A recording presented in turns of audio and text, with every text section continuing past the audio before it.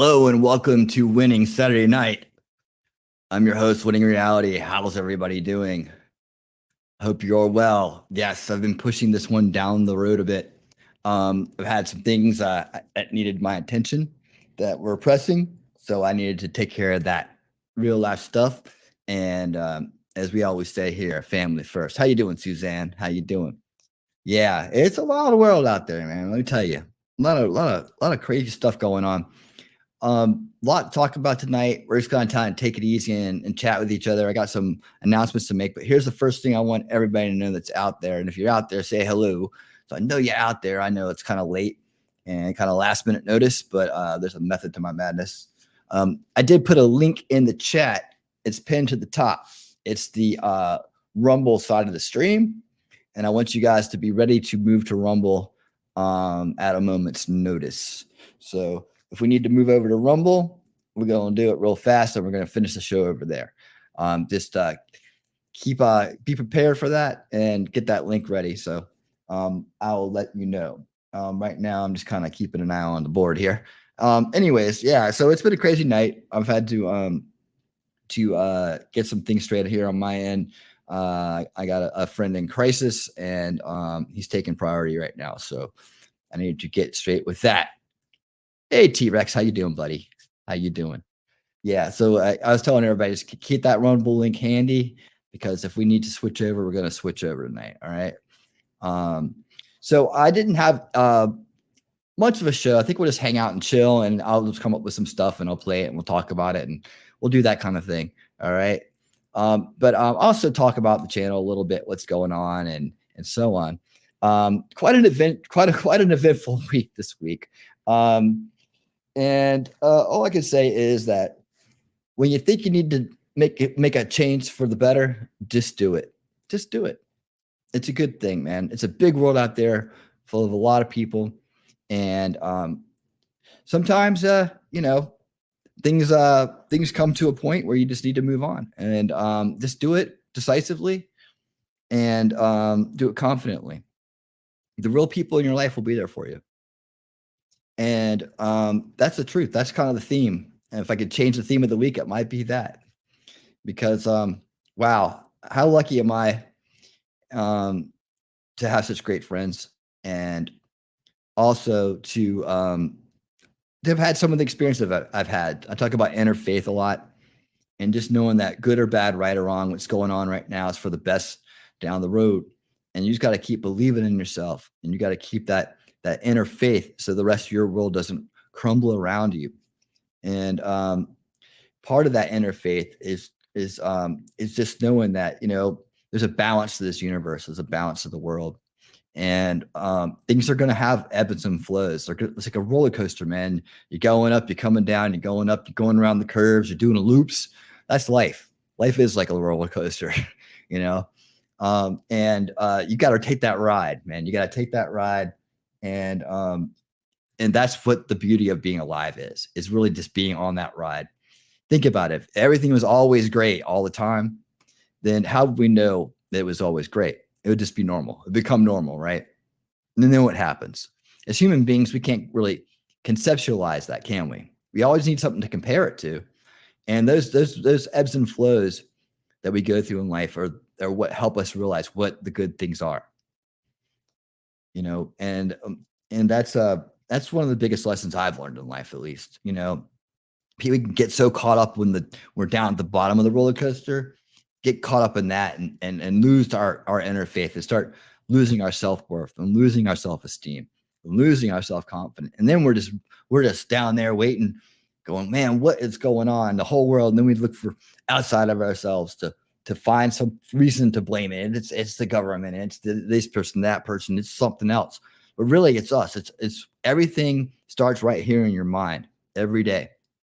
Here we go. TR says, looks like we've got to have a quiet night. That's good. All right. So without pain, there can be no pleasure. Without sadness, there can be no happiness. Without misery, there can be no beauty. And without these, life is endless, hopeless, doomed, and damned. That's really true, and it's just the whole concept of duality, and the nature of our universe here. It's a duality kind of universe, right? Everything has to have some kind of opposite or some kind of balancing effect in order to even exist in the material plane. I mean, even matter itself has antimatter, the lack of matter, right?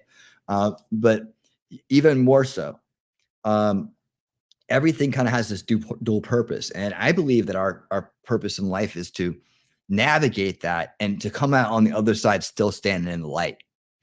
And I believe that's what it means. Like I had this interesting concept, like thought experiment with myself, talking about can there ever be such a place as heaven and hell, right?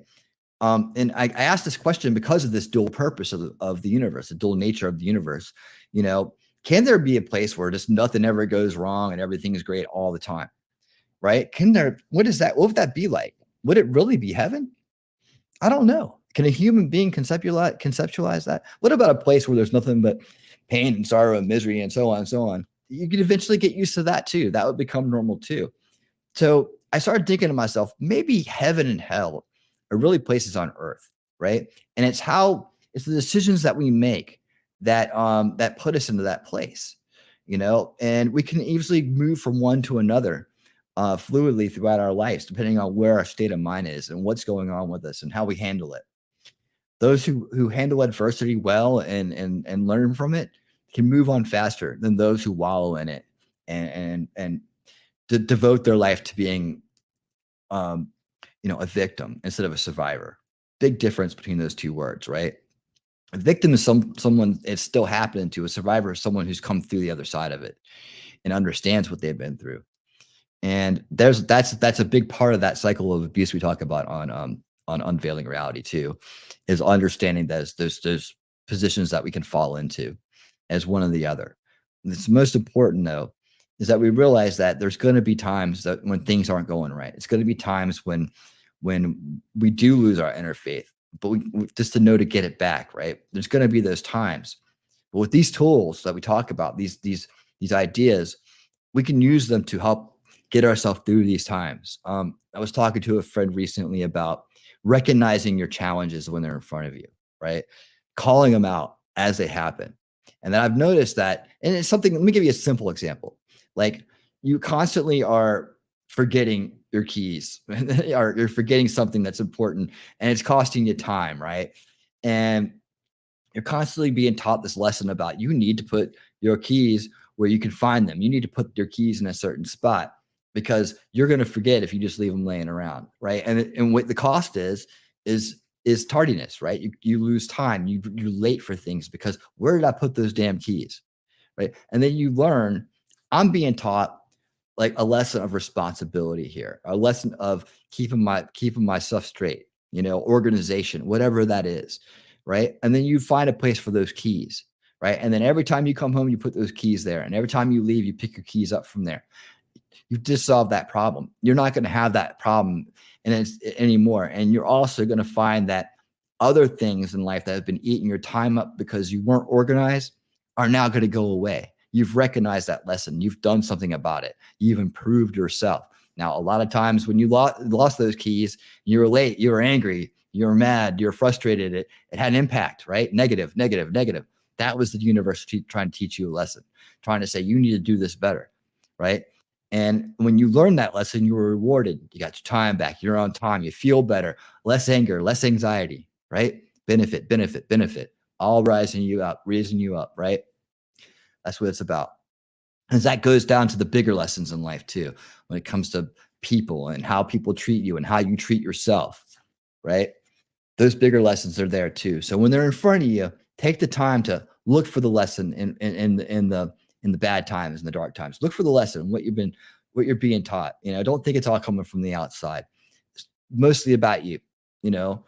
What do you need to learn from this? And then acknowledge that lesson. Say it out loud. I get it. I'm being taught this lesson. I see it now, right? And then do something about it. And you'll find that those negative occurrences that are happening will be very, very few and far between, right? Get yourself out of bad situations if you're in them, right? You'll feel better.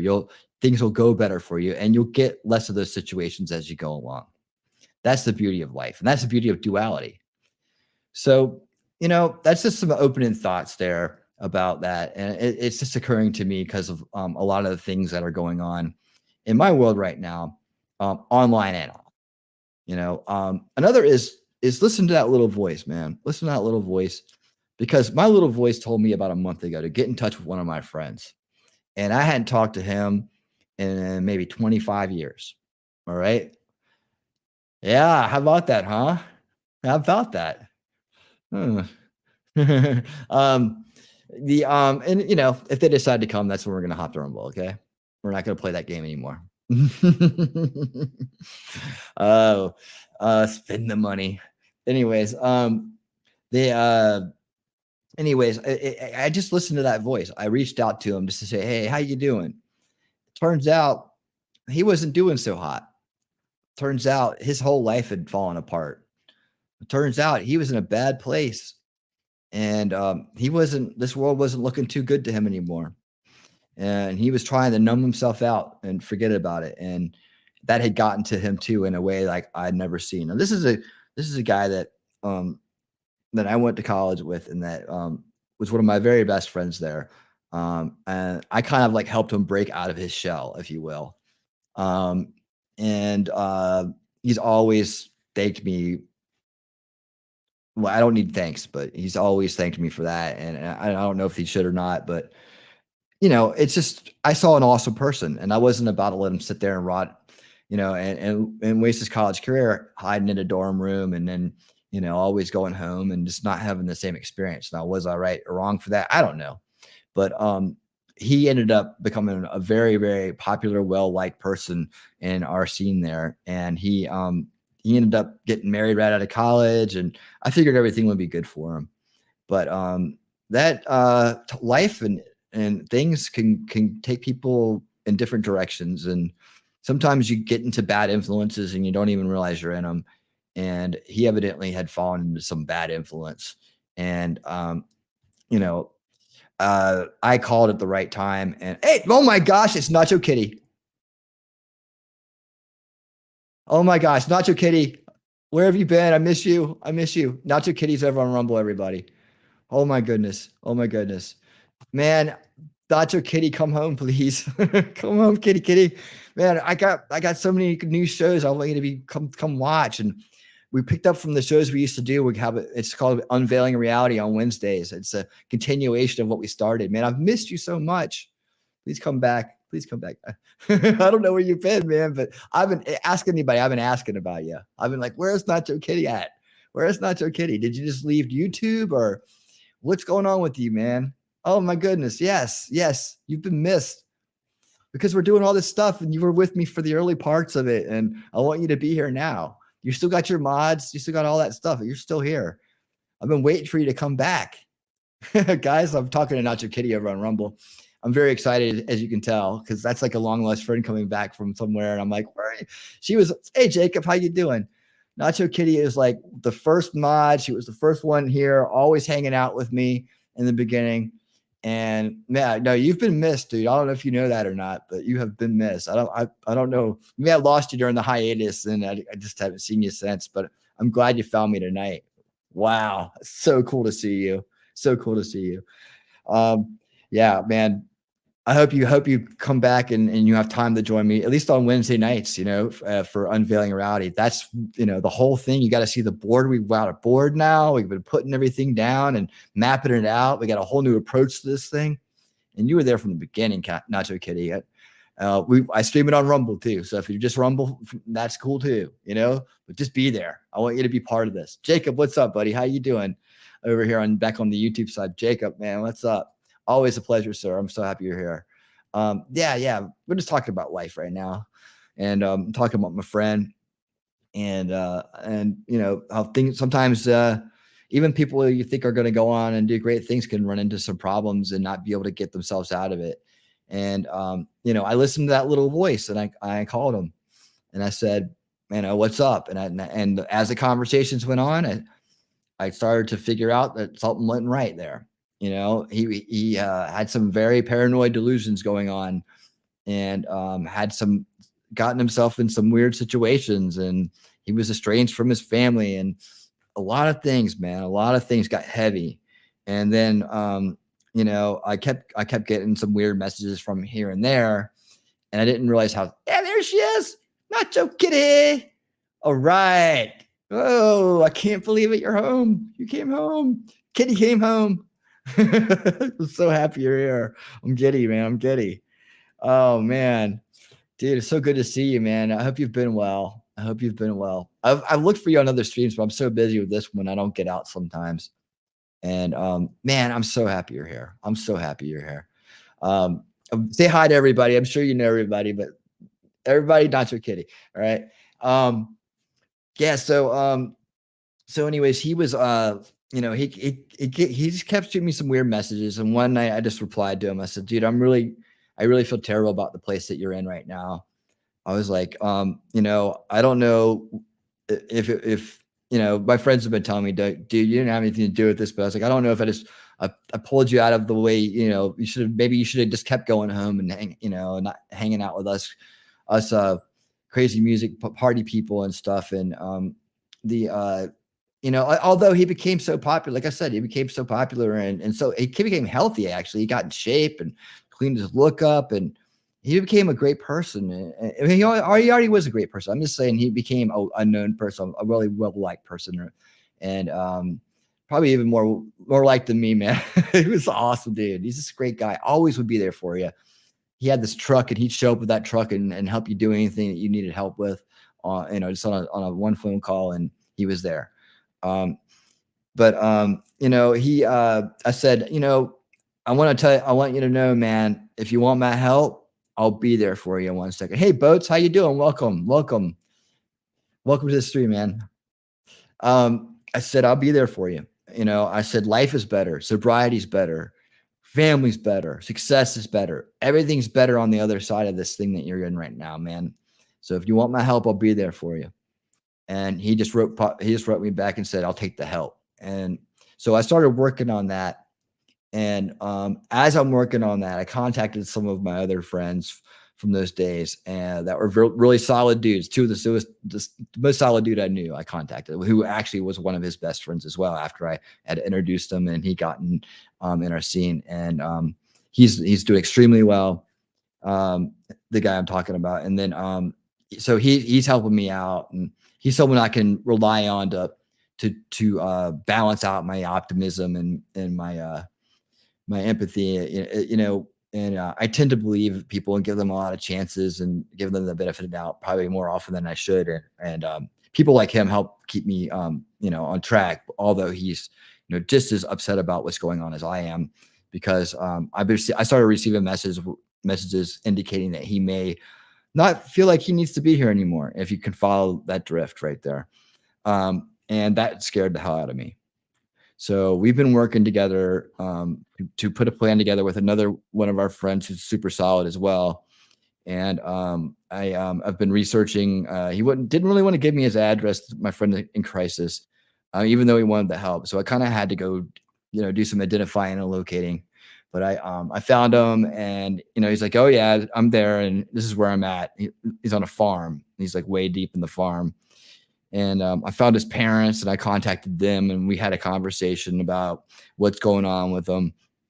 And so his friends, his true friends, are coming back together to go and get him the help he needs right now.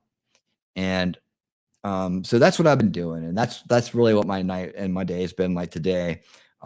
We feel like we're kind of running out of time here, and we really need to make a move fast. So some of us are working on keeping them talking, keeping them hopeful, and knowing that we're coming up there soon, and just a reunion with them. But also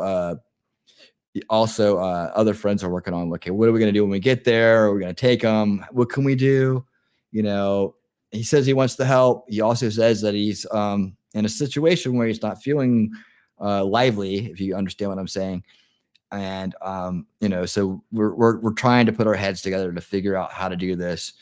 And I may reach out to Mark Babbitts and ask him for a little bit of help. And that, I know he works with people like this too in the situation, but it's a mess. It's a mess. And the hallucinations and the paranoia he's going through right now is super scary. There's some seedy characters involved that we may have to deal with, or at least get away from them. It's a big old thing. It's a big old thing. So anyways, that's what's been going on with me. today, and that's why I kind of pushed the stream down a few hours here and there. Plus, it gave people time to go watch the other streams and see what they're doing and so on. And we're gonna have some really cool and exciting streams coming up as well. We're gonna I just was over at watching Gary Lamb stream tonight. And if you don't know who Gary Lamb is, he's awesome. He's an awesome dude.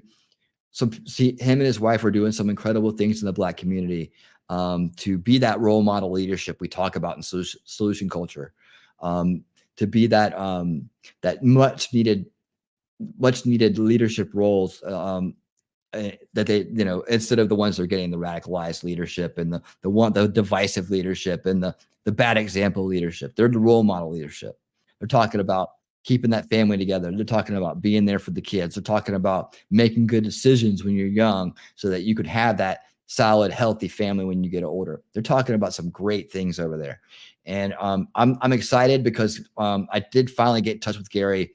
And he will hopefully be coming on the show. In fact, he's supposed to be sending me an email after his show tonight, which I think just ended a little while ago. But I can't wait for you guys to meet Gary Lamb. Gary Lamb is an incredible person. Him and his wife are, like I said, are doing amazing things. They got a great story. They tell it like it is. They keep it real.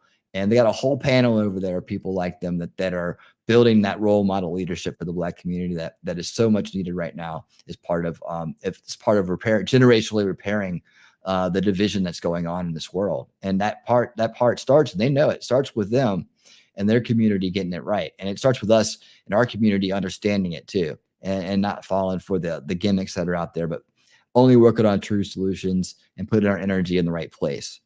So thank you, Nacho Kitty. Nacho Kitty says she loves my optimism. It's a blessing and a curse, but thank you so much. You got to keep it real. You got to keep it real, but you also got to be hopeful, right? You gotta be positive, and I guess that's what that's all about.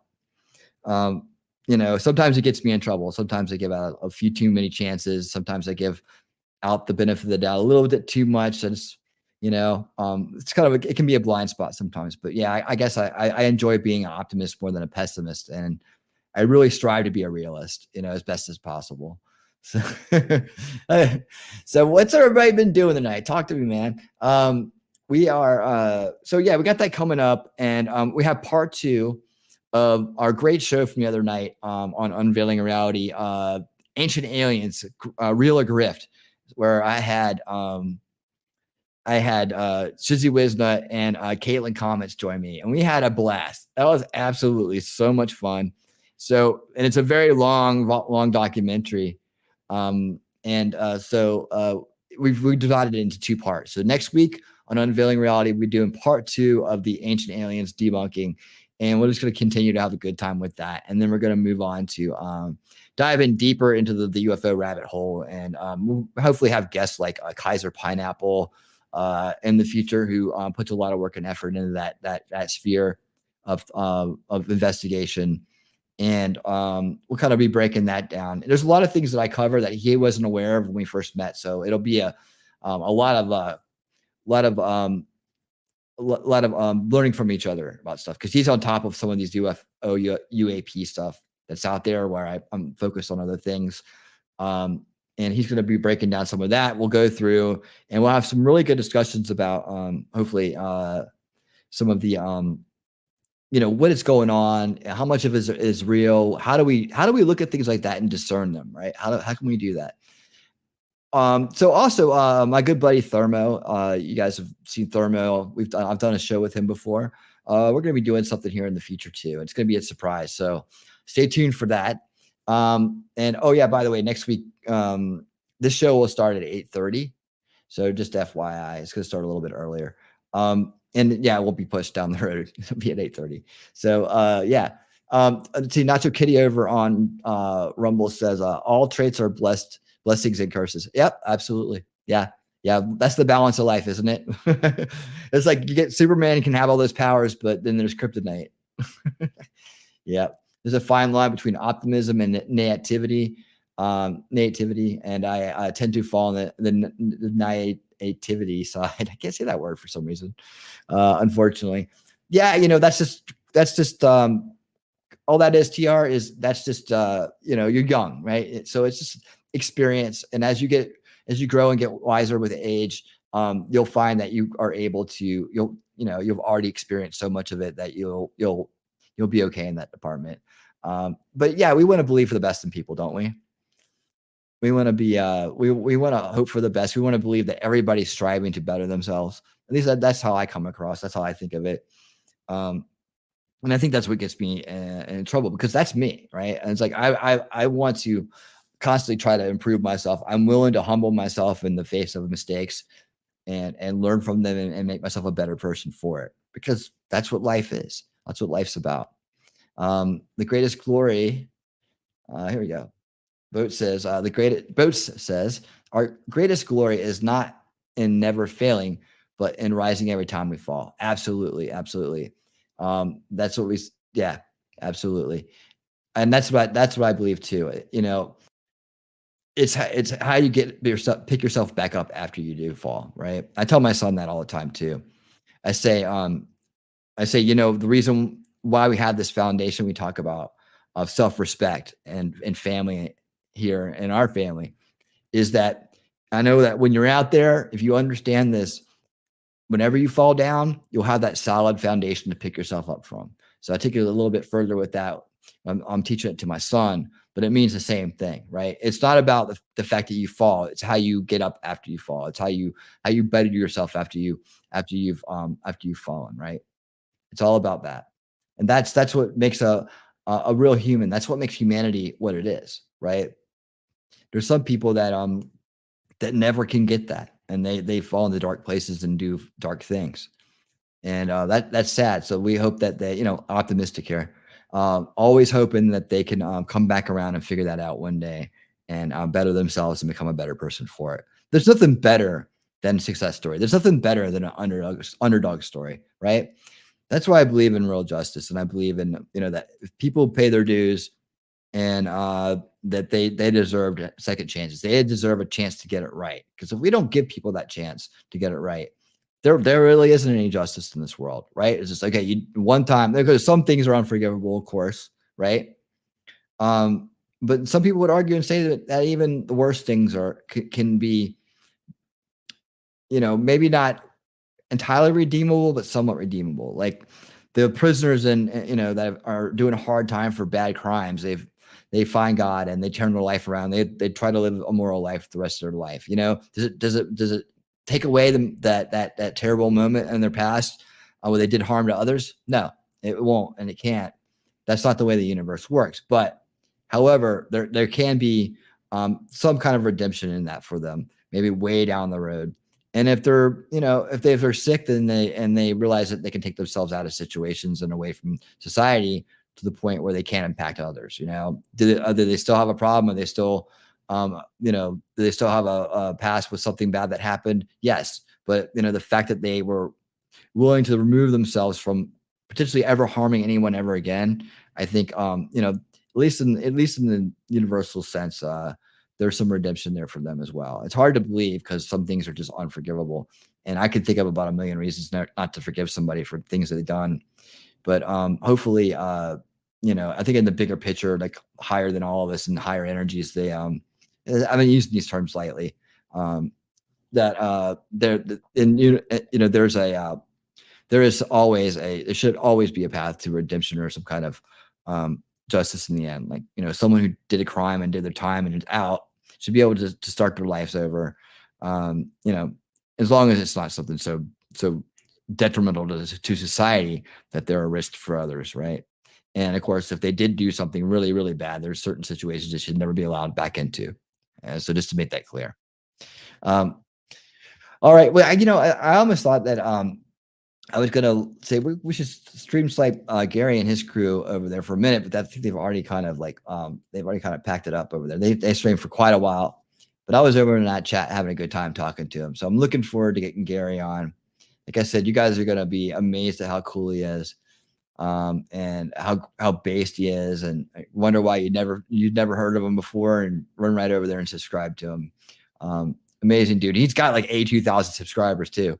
It's like, he got those subscribers because he put out a short video a while during I think the election cycle where he said he had changed his mind and was voting for Trump, and he wanted to say something to Tim Pool about like it, like Tim Pool had said something, or he did a show that resonated with him, and he put out a thank you, and that thank you went viral, and that's how he got all those subs. But it was like me and like there are 7 to 10 people that were in this chat tonight, so he definitely needs more like day-to-day people attending his streams, because, and I tell you, his streams are great. If you ever want insight into the based Black community, go to a Gary Lamb stream. You'll see some real people right there talking about some real things. And he's been married. He married his wife, and he has kids. He's been married to her for, he said like 20 years or something like that tonight. But a great, great dude, man. I speak so highly of him. I can't say enough about him. So that's coming up. Hopefully maybe next Thursday if we're lucky. And if so, then I'll push the repairing history that I had planned to the next one. Right. And last Thursday, I've had this like sinus thing going on too. It's hey Suzanne, I don't think we're gonna have to worry about that tonight. We're just gonna stream on both. I can tell. We're just all local tonight. Let's put it that way. I got the sinus thing going on. I don't know what's going. It's like something like it had hit me like midweek, and I just started getting all sinusy, and about 3:30, 4 o'clock in the afternoon, it starts hitting me for some reason. I feel like, it's almost as bad as spring pollen. And, so I couldn't do the show, Thursday, and I feel bad. So I definitely wanted to get on here tonight, even if it's just for a little while to hang out with everybody and chat.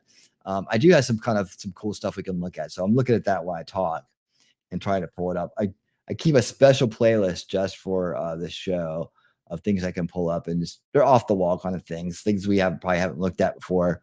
And again, we'll keep our eyes out in case there's any kind of copyright thing. I'm gonna have to stop it or whatnot. But let me get that ready, because I have some fun stuff. We're gonna try to keep it fun, and that's really cool. I got some interesting stuff too. Just like things that are all kind of off the wall, things I haven't seen before. And things that are funny. How about this one? Why don't we start with some comedy, man? These guys. Okay, these guys are funny, man. I love the conservative twins, the Hodge twins. They got like 3 channels, I think. Hold on. Let me get this one up. They got some comedy for us to get laughed. I think this is it. Oh yeah. Okay. Don't go nowhere. All right. Here we go. Let me present this. Oh, it went somewhere. I knew it. Go back. There we go. Ready? And here we go. Oh, wait. I need to be in there. Okay. Ready? Like, I hate when people talk about Black women being obese. I hate it, because it becomes a way to blame us for a set of conditions that we didn't create. We're moving, we're taking care of kids, but our food quality suffers. We are living in the Trump era. And look, those policies kill our people. You can't get access to good health care, good insurance. The research says that Black women, when we do the same diets as white women, we lose less weight and we lose it slower, even when we're following the diet, than our white women counterparts. And what public health practitioners think is that our stress responses in the body change our metabolism. It's literally that the racism that you're experiencing and the struggle to make ends meet actually means the diet don't work for you the same. I mean, come on, man. You crazy as hell. This sounds like something you would find in a mental asylum. Man, come on, man. Just stop. Just stop talking and just think for a second. I think you forgot you got a brain. You're not using it. You're just rambling and talking. You're not even thinking. Hey, this is on Oprah's network, right? Oprah, how can you do this to Black women? You're supposed to be helping. Why didn't you just tell them to go to Weight Watchers? Yeah. Helped you, didn't it?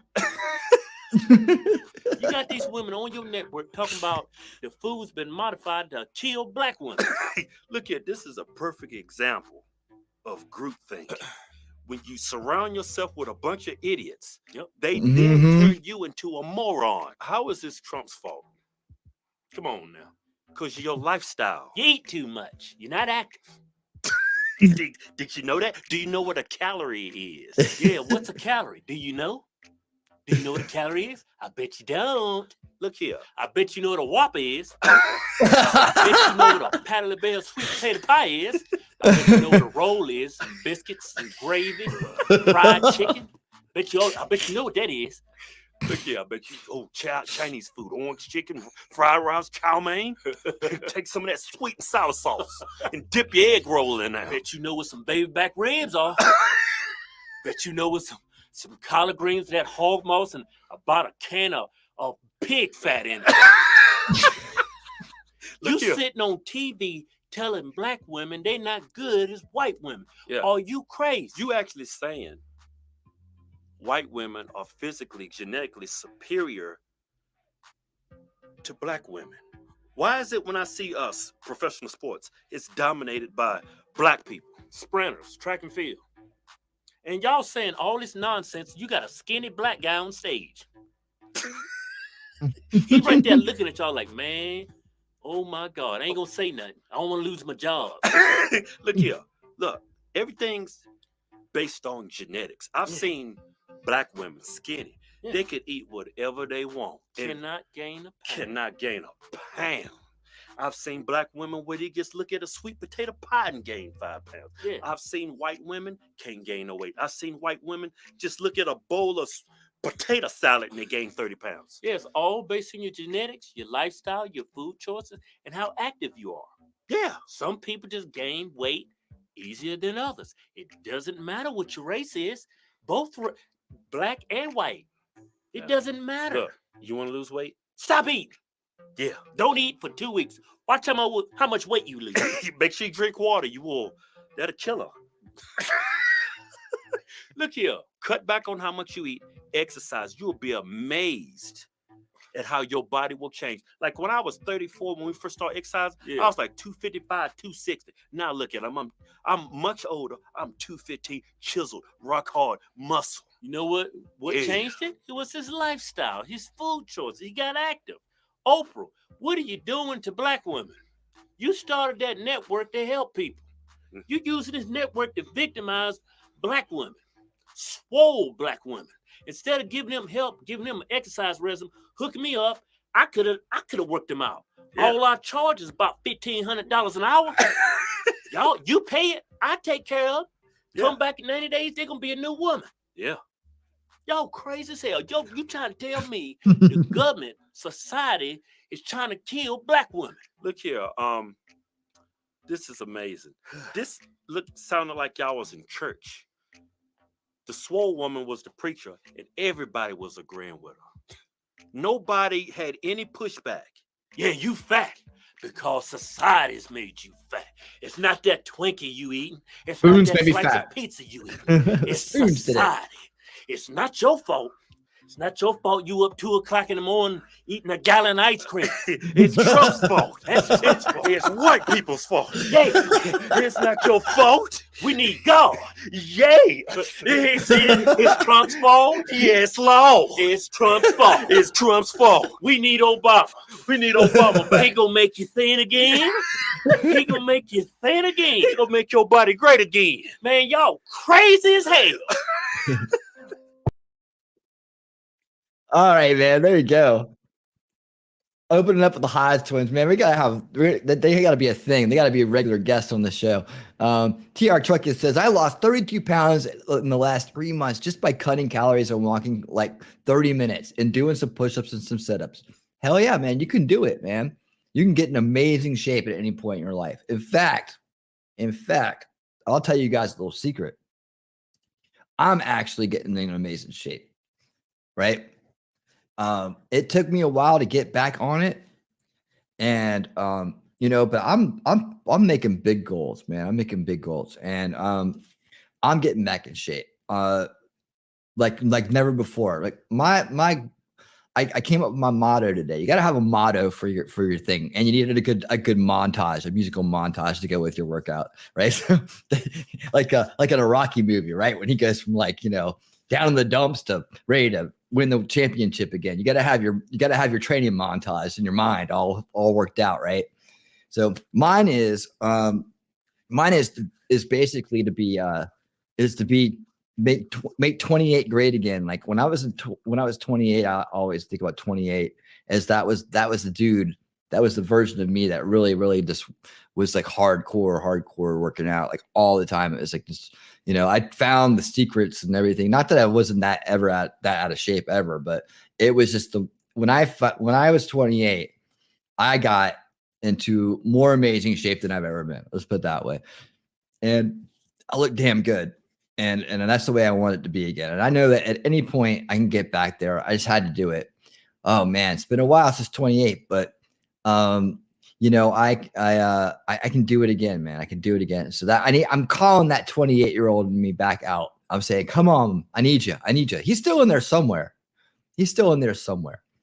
But yeah, he's gonna come back. He's gonna come back here and help me remember that life, and so I can get back to it. Because hell, I've been around the world and back since then, right? I've been a rock star. I've been all kinds of things since then, man. And dad gone through crazy 10 years with a woman and all kinds of stuff. So I know I'm kind of been a little bit beat down those years, and I know that I can do better than I'm doing right now. And so I got to do it, and I got to do it now, because now's the time to be that example for my son too, so that he can be he can see that, and he already is been working out some, and he already has learned some stuff, but even more so like how to actually live in it, right? That's going to be the next thing for us. Let's see what we got here in the crowd here. See, I've been stuck at 130 for 20 years. 10%. Wow, that's great. Yeah. Well, hey, look. I guess what you said you're 5'9", 130. Yeah, dude. What you need to do for that, if you're working out, that is, right, is you need to get you some creatine and get you some protein and eat 1 gram of protein. Have 1 gram of protein per pound that you weigh. So you need to get at least 130 grams of protein in a day while you're working out. You need to work out 4 times a week, 4 or 5 times a week. All right. You need to do the heavies. You need to burn out sets. That means, you start off with your opening weight, and you put on 10, you put 10 on each side on your bench, right? Or 5 to 10 on each side, whatever you can handle, right? Don't hurt yourself. But yeah, do that, and then do the last set burnout, right? Do burnout set. So you want to try to get by that last set, you want to do 8 sets, 3 sets of 8, right? So heavy. And then by that last set, you want to be struggling on that 8. You want to be struggling on that 8. And if you ain't struggling on the 8, that means you're gaining, right? So what you want to do is you want to do 2 slows on the end, right? And then go up the next week, right? And make sure you're working all the muscle groups all the way around so you get stronger. One of the best ways for someone with your type of metabolism to get started is pull-ups. So get your pull-ups on. If you're having trouble with pull-ups, you can hang something to wrap your legs around, or you can use straps. But if you're that's the best way for someone with your metabolism to get going. If you do that, you'll be you can put on some amazing weight and bulk and strength. How old are you? 10%. I'm going on 28. It's like, dude, yeah, your prime time, T-Rex, your prime time. All right. I seen your build. I know you, and you also got that truck driving career. So you're gonna have to take it real serious about your caloric intake and burns, right? How much you're burning, right? And then what you want to do is you want to do the high rep sets. So you want to trim down, and you want to use that natural strength that you have from carrying that weight around all your life, right? And turn that into muscle. And you can totally do that too. Just watch your diet. You're not going to need as much protein gain, but you do need protein. So keep it to the moderate level so that you can burn that fat into muscle, right? And that's what you need to do. And keep that cardio up. Keep the cardio up. Another thing too, especially I was thinking about this with you sitting and driving all the time, right? You're gonna have some knee and hip things going on, okay, and probably ankle too. See, I was 6'1", 245, almost 280 back in February. Yeah, you know what you also been doing? You ain't been sitting around drinking in front of the camera all night long either, right? You've been chilling. You've been getting some exercise. You're motivated. You got a purpose. You're purpose-driven. You're a purpose-driven young man, and you're out there doing it. See, I'm the same weight as I was at 15. I didn't drink in my 20s, so I never gained weight. Well, also, you know, the problem is this world's made to help people that are overweight, not underweight, right? It's hard to find help when you're underweight versus overweight. So I just gave you the formula for that. I knew a dude who changed his life with that formula. So I highly recommend it for you. I mean, if I didn't see it from my own eyes, I wouldn't have believed it, but I know that there's not a lot out there for people with that type of body type, the high metabolism and that are thin and have that hard time putting on weight. Now you got to maintain it once you get it. All right. But I think that once you take a look at that body after about 3 months of doing what I said, 3 months, just do 3 months, 4 times a week. You do that, right? You're going to be like, holy shit, I didn't know this was possible. Oh my God, where's that dude winning, man? I got to go back there and thank him. You're 35, your prime time. You're in your prime, buddy. You're in your prime. You can do this. If you want to do it, you can do it. Don't worry about your height. Don't worry about how much you weighed since you were a teenager. That shit's behind you. Do what I said. Load that creatine and hit that protein, and you just do that 4 times a week, and you do alternating muscle groups, right? You do chest and tries, back and bis, hit them shoulders, hit those legs, right? Do the sit-ups, do the backups, and I was saying, and I'll recommend this for you too. Like I was about to tell TR, is do some stuff backwards, like if you ride a bike, ride 2 miles straight and 1 mile backwards. All right.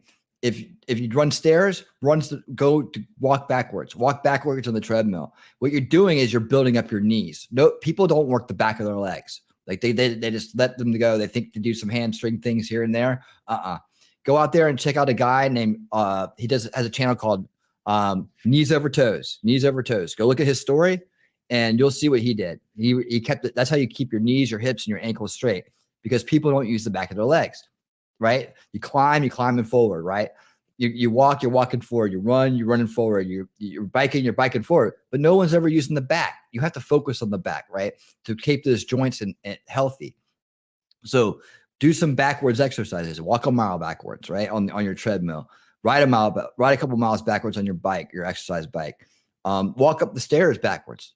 See, I got my son to start doing that early. And if you weren't somebody that could jump high, you'll be able to jump high. Give it 3 months, do it. See, when I was working for a panel company, I was picking up 4 times 50 swinging stage weight while working on high-rise buildings. Wow. Yeah, there you go, man. Say, hey, man, just because you are weighing 130 and 5'9" doesn't mean you ain't strong. Why they call you wiry, right? You're wiry. So yeah, you put that to say I'm actually really strong and pick up 2. There you go, man. There you go. You're not going to have any, follow that formula. Get back to me in 3 months, man. And you're going to be like, dude, thank you. Thank you. I'm telling you, man, that's the secret. I just told you the secret. See, where I saw something up here. I wanted to say that Suzanne was saying, okay, my boy 14 is 6'2", 310. Let's see, my boy is working out now and shifting that flab to ab. Yep. Caloric intake and caloric burn, man. You gotta look out for that. That's my son. He can tend to be in that direction if we don't keep an eye on it, right? Last summer, like because of COVID and everything else that's gone on, he didn't get a lot of activity for a little bit of while, except for soccer, and we didn't see the weight coming on him. And when I got free of that situation and I got some money, he went and spent the summer up in Pennsylvania, and it cost about I think the whole the ticket price for the whole summer and everything I had to buy to go with it was like, I don't know. I don't even want to say it so much, but it was worth every penny. I'll tell you that. But it was like $15K maybe at the end. And but I felt like I owed it to him. And that, this gave him a chance to really get reset before he hit, his teens. Right. So he went there when he was 12 and he had a fun summer. Like it was just playing. It was just, all he did was have fun every day and run out and do that. And they taught him about nutrition and stuff like that. And dude, he dropped like 22 pounds there. He came back lean and mean, man, and he was ready for a full season of soccer and all that. And he said it was the greatest thing. He was so happy. He thanks me all the time for sending him. He wanted to do it. It was his idea, by the way. So we looked at some places. And we found a great place, and I highly recommend it if you're in that situation and you got the cash. It's a great fun summer. He was on the lake fishing and boating, and they were doing all kinds of fun games every day.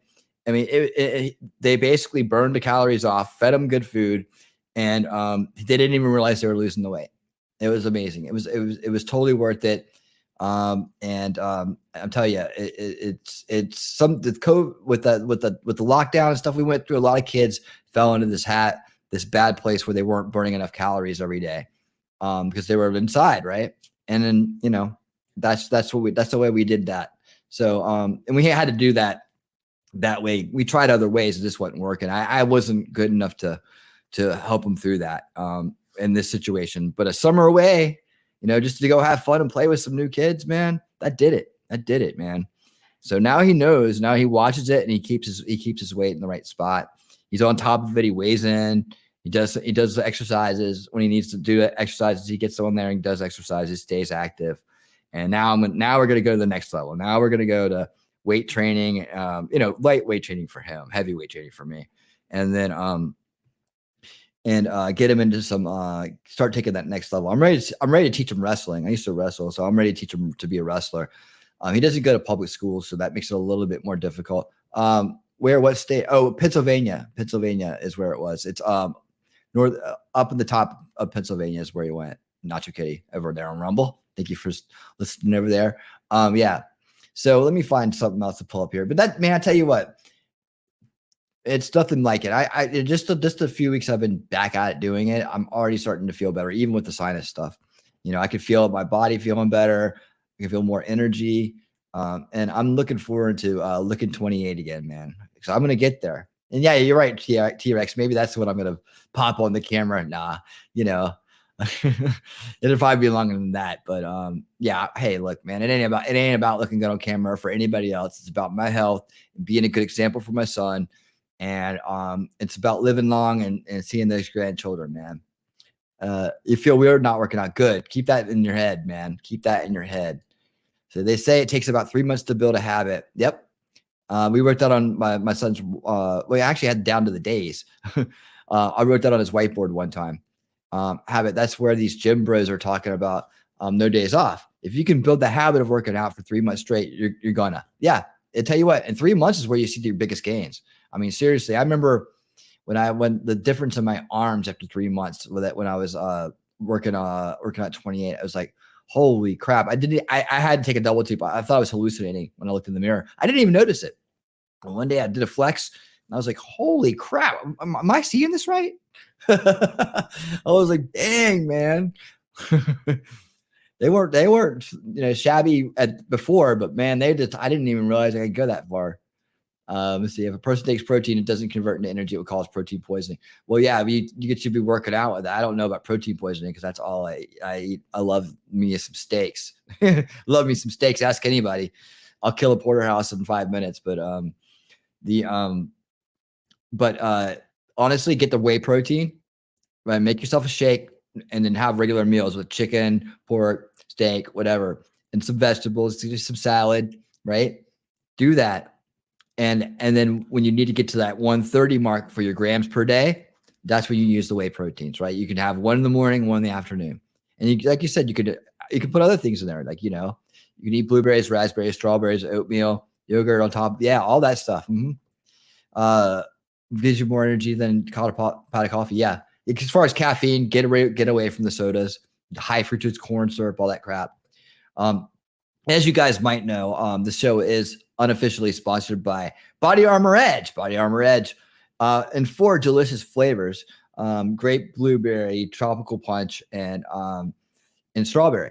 And it gives you all the caffeine you need. Plus, you're drinking good stuff for you at the same time. You can totally quit your hot soda habit tomorrow. Pick up your Body Armor Edge today. And again, I'm not sponsored, but that's an unofficial endorsement because I really believe in this stuff, and I think that you can find it everywhere now, right? It says Body Armor Edge. You have to look for the edge on it. It says caffeine boost on it if you want the caffeine. Caffeine's good for working out too, by the way. Take some caffeine before you work out, gives you a better workout. You don't need any other stuff, right?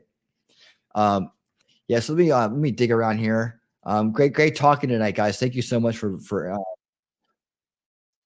that's like hit a button here. Thank you so much for talking and interacting with what we're doing. I appreciate it.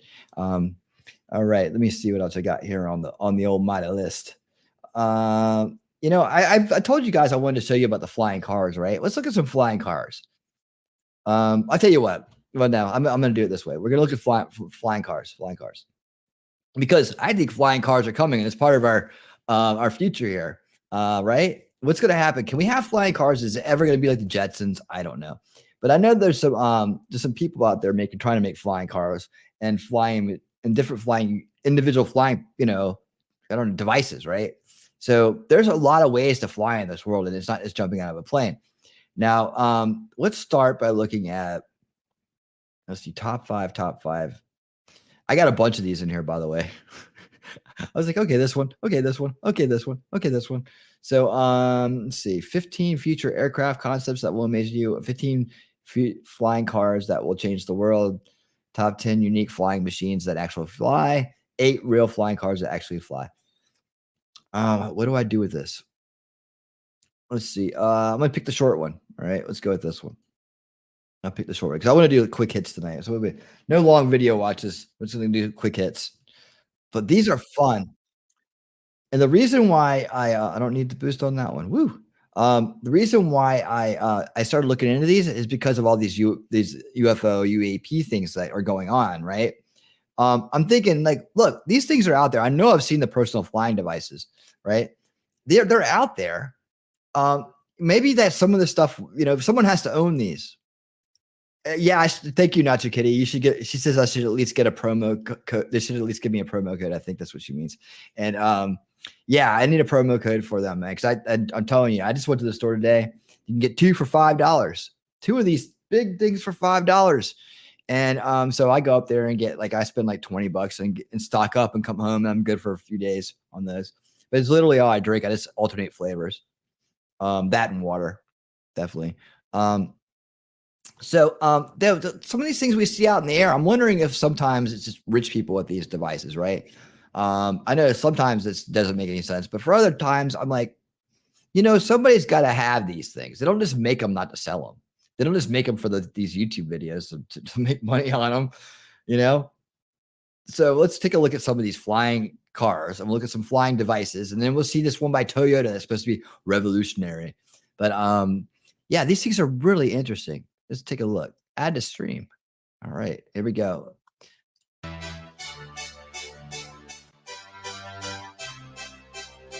So, you thought flying cars were only a thing from the movies? Well, not anymore. Yes, you heard us right. Automakers have finally figured out ways to make flying cars into a real thing, and we are absolutely ecstatic. From the sporty-looking PAL v Liberty to the unorthodox Maverick, here are 8 flying cars that can actually fly. Number 8, PAL v Liberty. The PAL v Liberty is no bigger than an average car you see on the road. In fact, the car has been specially designed to not look out of place on the streets. Well, that is if you can ignore the huge propellers on its roof. The Liberty can be converted from a regular old street car to a gyroplane at the mere push of a button, allowing you to soar to the skies within seconds. If you don't know what a gyroplane is, it basically means the blades of the car are powered by the wind, meaning that they will rotate as long as there is wind. And if the weather doesn't have your back, you can always land and drive on the ground. Real quick. $10 from TR, dude. Thank you so much, man. I appreciate that, T-Rex. And by the way, we're going to be doing our 18-wheeling across America here soon. I know that. Just let me know. It's interesting. This body positivity movement is dying. I've been seeing so many is Camelot, Ricada, and other communities losing so much weight. People are waking up. It's awesome. Yeah, dude. Absolutely, man. Absolutely. Do it. We'll do it together, brother. We'll do it together. Let's see. Nacho Kitty says, a promo code like we can use to get you a small percentage like my pillow. Oh, dude, that would be great, man. I would love to be able to do that because I really think it's for a good cause too. And that would be awesome. I'd love it. I'd absolutely love it. But hey, TR, thank you so much for the $10, man. I appreciate that so much, man. I really do. Yeah, absolutely. Ditto, ditto, ditto. All right, so these flying cars are pretty wild, huh? Here we go. With its Dutch engineering and Italian design, the PAL V is currently one of the best flying cars available. It is designed to seat 2 people and can accommodate a maximum takeoff weight of 910 kilograms. The car can fly at speeds faster than 160 kilometers per hour. The 100 horsepower supercar has a maximum range of 500 kilometers and a maximum fuel capacity of 4.3 hours. The automakers first came up with the idea for the Liberty in 1999 and unveiled the car to the public in 2017, with the first few buyers being handed over their keys in 2020. Number 7. Klein Vision Air Car. Automaker Klein Vision first unveiled its air car in October 2020. The car manufacturers released a video of the air car flying for the first time, and let's just say we were impressed. The vehicle is a 4-wheel car that can seat 2 people. But unlike the PAL V Liberty, which flies using propellers, the Klein Vision Air Car flies more like an airplane, but this means that the car can't just immediately start flying since it has no vertical lift. The air car needs a long runway for takeoff and landing. The air car looks like any other car until you activate its flight mode. At the push of a button, the car's wings extend out and the tail pulls back to make flight easier. The Klein Vision Air Car is powered by a 1.6-liter 6-cylinder engine that has been manufactured by BMW. According to Klein Vision, the air car will have a flying range of over 600 miles and will be able to reach a maximum speed of 124 miles per hour. At this stage, the air car is still in its prototype stages, but the company hopes to make the car available to the public soon. Number 6. Terrafugia Transition. With just the push of a button, you can turn this ordinary-looking car into a full-fledged airplane. The Terrafugia Transition takes off like a helicopter and flies like a plane. It's a 4-seater car that can carry up to 635 kilograms in its spacious cabin. Terrafugia conducted its first test flights back in 2006 and went into its prototype phase in 2009. The best part about this car is that it completely eliminates the need for hangar storage because of its compact design. Another great $2 more from TR Trucking. Thank you so much, T-Rex Trucking. For the meme, mypillow.com promo, POSO. Thank you so much, TR. I appreciate that, bud. Laugh aloud. Do you need a driver's license or a pilot license? Well, for some of these, you don't need a pilot's license, believe it or not.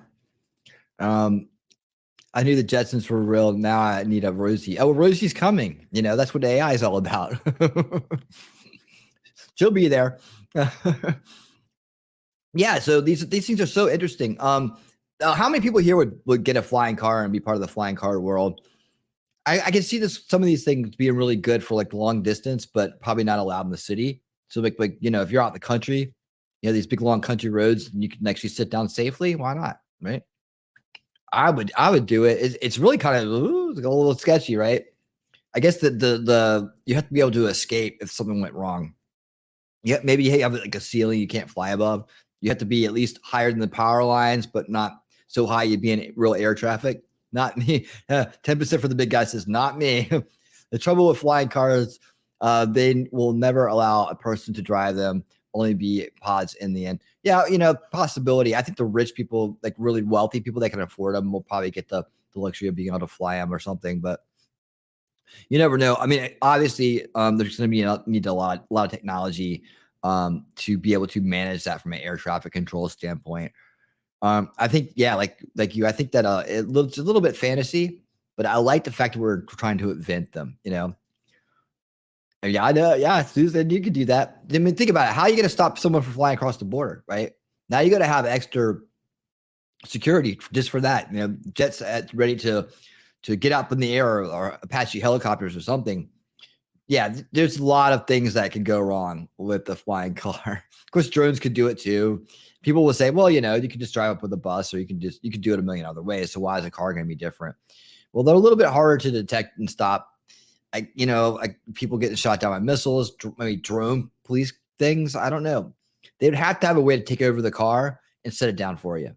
And that would be the thing. Like you would have to give over some portion of your ability to control the vehicle in order to be able to actually have it. I'm trying to work out the problems and all the issues that could be that could happen with this, and what would be the solution to it if we could actually one of these in society. And it's so much that it's hard to even keep it in my head. And I can usually keep a lot of those things at once in my head. But yeah, it's hard for me to imagine how this could be realistic. Now, individual jetpacks too, right? They have those. We'll look at those in a second. Yeah, but there's definitely a lot of worry about the ins and outs of it. But these guys make it sound like it could happen any day. The thing about the transition is that you don't need to fill it up with some fancy jet fuel to be able to fly. You see, the automakers wanted to make a flying car that the ordinary person could use. This is why the Terrafugia Transition can run on regular automotive gas. The company has further plans to improve the car's design and performance by making it fully electric. Number 5. Blackfly. The Opener Blackfly is an electric-powered personal air vehicle designed by Marcus Lang and manufactured by his company Opener Incorporated. The Blackfly was first introduced to the public in 2018 and went into production in July 2021. Opener Inc. has promised that the car will cost no more than an ordinary SUV when it hits the market in a few years. The Blackfly will not have a tilt-rotor design. Instead, the car will fly by changing its pitch. When the car is parked, both of its wings are tilted upwards at around 45 degrees. And to fly, the Blackfly pitches itself up by 45 degrees to allow the propellers to pull vertically. Now, unlike some of the cars mentioned in this video, the Blackfly cannot be used like a regular car on the road. It can only seat one individual who is under 6 feet tall and weighs no more than 250 pounds. It's not quite the flying car experience that you'd hope for, but hey, at least it's going to be cheap. You put some lights on that thing at night and you have it out there in some area, and somebody's like a couple neighborhoods down or like miles away, look up at the sky and I think it's a UFO, right? That's what I'm saying. Like these things are being test driven and somebody owns some of them. Hey, let's go up in the flying car. Okay. Like there's this whole like other break kind of like society where really wealthy people live that we never see. So they have this big plots of land that you would never know were there that they're living on. And they have toys like this all the time. So they go up for a little fun joyride at night, and some of the common folk, you know, one county over see it, and it's out there on YouTube going UFO, and that's why I started looking into this. I was like, well, I wonder how much of it could just be explained by these flying car things, right? And like just the fact that we don't really see how the other side lives. They're there, they're around us, but they do have their own little societies that are cut off. I've told my crowd before about White Oak, right? The White Oak Wildlife Conservation Center down there in Florida, Yulee, Florida. So that used to be a billionaire playground that's just right off the main road of this really bumfucky area of Florida, North Florida. And you'd never know it was there unless you made reservations and went. But when you get inside, you're like, whoa, holy cow. And believe me, there's some rumors about what the billionaires used to do there back in the day. So what would the trucking industry look like? I think the trucks will stay on the ground, honestly. Fly is rumored to have a top speed of 62 miles per hour. The car will be able to fly for roughly 25 kilometers without having to recharge. Number 4. Terrafugia TFX. The TFX is another flying car being manufactured by Terrafugia. This car will use folding wing technology to transition from car to flying vehicle in under a minute. The TFX is brilliantly designed, and you won't need a large space to take off. As long as you have a clear area of at least 30 meters in diameter, you won't have too much trouble taking flight. The TFX will include a full autopilot mode that will let you take off, fly, and even land. All you'll need to do is set the course. The TFX is a 4-seater that can reach ranges up to 500 miles. According to Terrafugia, the TFX can fly you from London to Geneva in under 3 hours. For comparison, a regular flight between these cities can be around 2 hours long. Sure, the TFX might take a little longer, but in our opinion, it's still better than the hassle of going through airport security. Number 3. I think that's kind of what 10% was talking about right there. Like, you just get in it and it takes you to a place. That could be probably more like the flying car feature is like, more like a flying Uber. I think this one is kind of like speaks to that as well. Airbus Pop-Up. Unlike the other cars on today's list, the Airbus Pop-Up isn't a vehicle meant for personal use. This car is actually a taxi service that passengers can book through the Pop-Up app. Once the passenger books a cab, The software factors in things like location, traffic, and availability before sending either a regular ground car or flying Airbus to pick the passenger up. Now, we know you might be thinking to yourself that this sounds like a ripoff. Why are they sending a regular car? But you see, if you are in a car on the road and traffic gets too bad, you can always request that a flying module come pick you up. The capsule you're sitting in will then detach from the road module, allowing you to be lifted away to your destination. Number 2. Yeah, like I wouldn't be using that all the time. Too much traffic. Come get me. I want to get there faster. The bicopter design, your favorite so far? Yeah. Imagine getting some gas that has some water in it, 7,000 feet up. Jesus, I hope not. Molar Sky Car. The Molar Sky Car is really special in the sense that it is actually one of the flying cars of all time. The Molar was released to the public all the way back in the early 2000s. Yes, all that time we spent waiting for the future to come, and it was right there in front of our eyes. Now, you might be wondering why this car isn't a bigger deal. Surely something's gone wrong.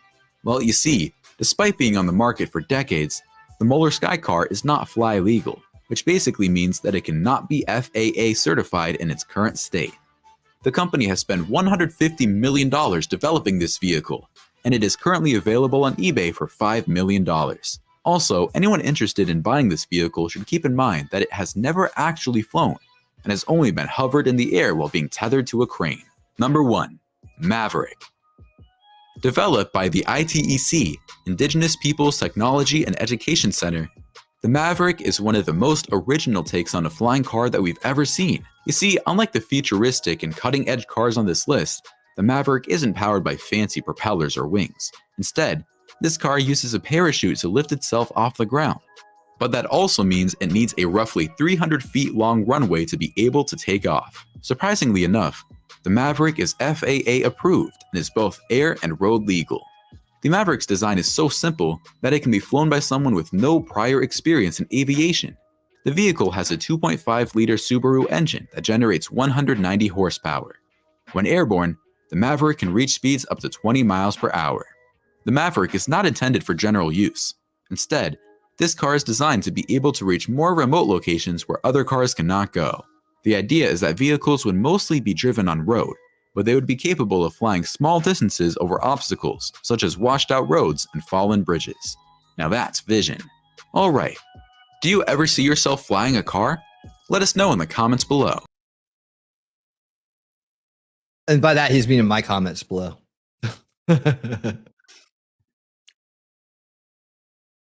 right. So what do you guys think about flying cars? Right?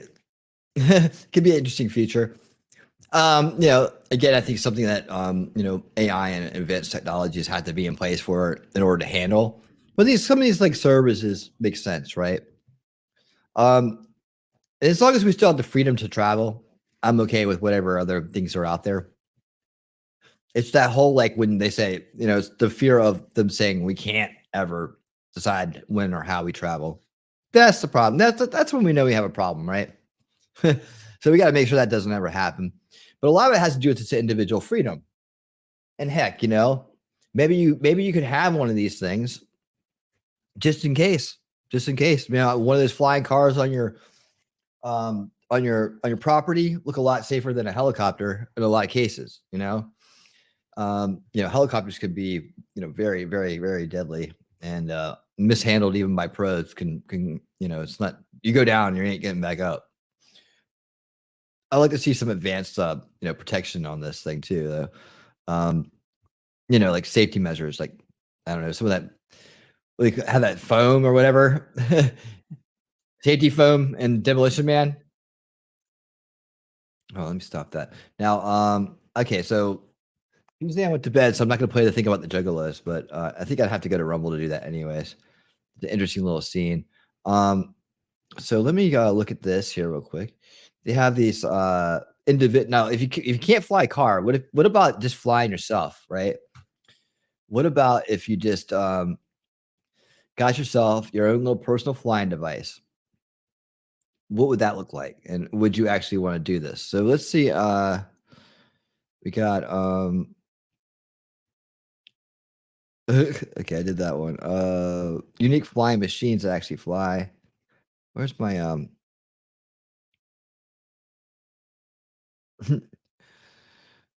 looking at some of these videos I have saved to go over with you guys. They're funny. How to fly a helicopter? No. Where did I put this thing? Okay. And I'll put up a couple topics here to address we can look into next. I have like old interviews for people. I kind of want to say that for history, but I have one like with Wyatt Earp talking about gunfighting, which is really cool. I have one about there's a dog that got canceled. I think we could do that one. The dog that got canceled for Pride Pride Month. There's a dog canceled. It's like a Dachshund. It's like a let's see. Fulcrum Prowler first part. Where's my one with this individual stuff? 10 unique flying devices. I think this might be it. Let me just click through this real quick. How's everybody doing? It's kind of weird strapping a motor to your back. Yeah. You've been paragliding? Cool. Yeah. So you're gonna really like this one. This is what this is kind of about. All right, ladies and gentlemen, here it is. 10 unique flying machines that actually fly. So these are things that supposedly you can get for yourself if you're really rich. Expand that. There we go.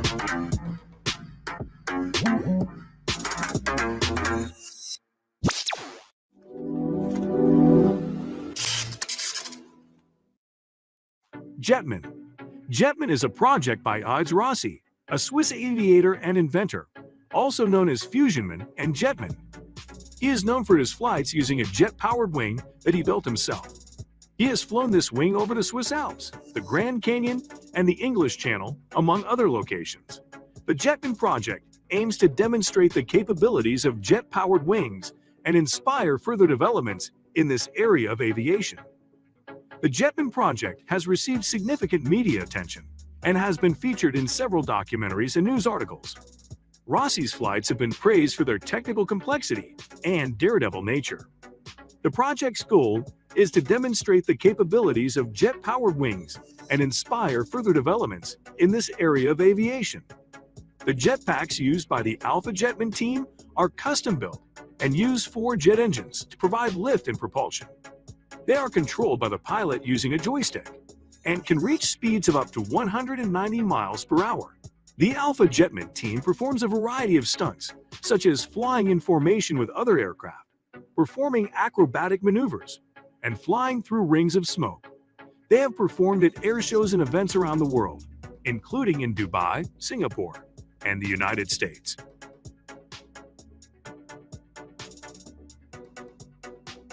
Flyboard Air. The Flyboard Air uses jet propulsion to lift the rider off the ground and allow them to fly through the air. It is powered by 4 jet engines, which are located on the bottom of the board and can reach heights of up to 10,000 feet and speeds of up to 93 miles per hour. The rider controls the Flyboard Air using a handheld controller, which allows them to adjust the thrust and direction of the jets. The Flyboard Air also features an automatic stabilization system to help the rider maintain stability and control while in flight.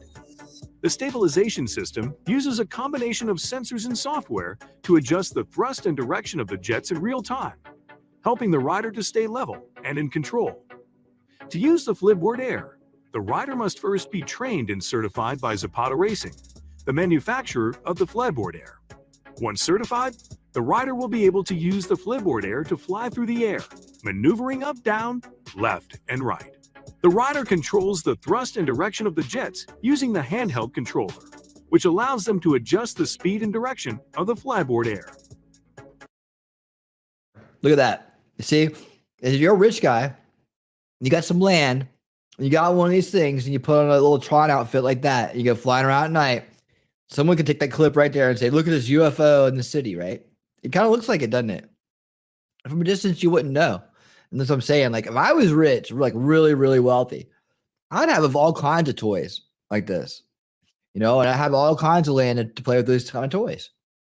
So that's what made me really interested. This kind of fly tech that's out there now, that individual and whatnot fly tech that rich people can afford and literally go play with, while the rest of us have to wonder what the hell it is.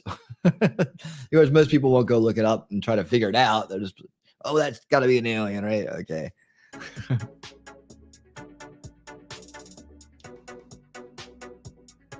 Jetpack Aviation JB-10. The Jetpack Aviation JB-10 is a vertical takeoff and landing toll personal jetpack that utilizes 2 turbine engines. It is controlled by a handheld joystick and can reach speeds of up to 60 miles per hour at an altitude of 15,000 feet. It has a flight time of around 10 minutes, but the company is working on developing a longer-lasting power source. It is designed to be easy to use, with a handheld joystick controlling the thrust and direction of the jetpack. It is intended to be worn like a backpack, with the turbine engines mounted on either side. The user controls the JB-10 using the joystick, which controls the direction and speed of the jetpack. As with any form of powered flight, there are inherent dangers associated with using the JB-10. Additionally, the JB-10 requires a significant amount of training and practice before it can be safely used. Despite the potential dangers, the Jetpack Aviation JB-10 offers a unique and exciting form of personal flight. It is perfect for adventure seekers who want to experience the thrill of flying in a new and unique way. Kitty Hawk Flyer. The Flyer is a personal flying vehicle developed by Kitty Hawk, a California-based company. It is designed to be flown over water and is classified as an ultralight aircraft. The Flyer is powered by 8 electric propellers and can reach speeds of up to 20 miles per hour. It has a maximum altitude of 15 feet above water surface and a weight limit of 220 pounds. The Flyer is powered by a lithium-ion battery and can fly for approximately 20 minutes on a single charge. The Flyer can take off and land vertically, like a helicopter, which means it doesn't need a runway. It is powered by electric propellers, making it a clean and quiet mode of transportation. The Flyer is designed to carry only one person at a time. It is controlled by a joystick and is equipped with sensors and software that make it easy to fly, even for people with no prior flying experience. It is equipped with a range of safety features, including sensors and software that help ensure stability and prevent accidents. The Flyer is designed to be flown over water, making it suitable for use in coastal areas or other places with bodies of water. Martin Jetpack. The Martin Jetpack is a personal jetpack developed by Martin Aircraft Company. The jetpack can take off and land in a small space, making it ideal for emergency response and other applications where a traditional aircraft would not be able to operate. The jetpack uses 2 ducted fans to generate lift and propulsion. These fans are encased in a duct, which helps to increase the efficiency of the jetpack and reduce noise. It is powered by a gasoline engine, which provides the energy needed to drive the ducted fans and propel the jetpack through the air.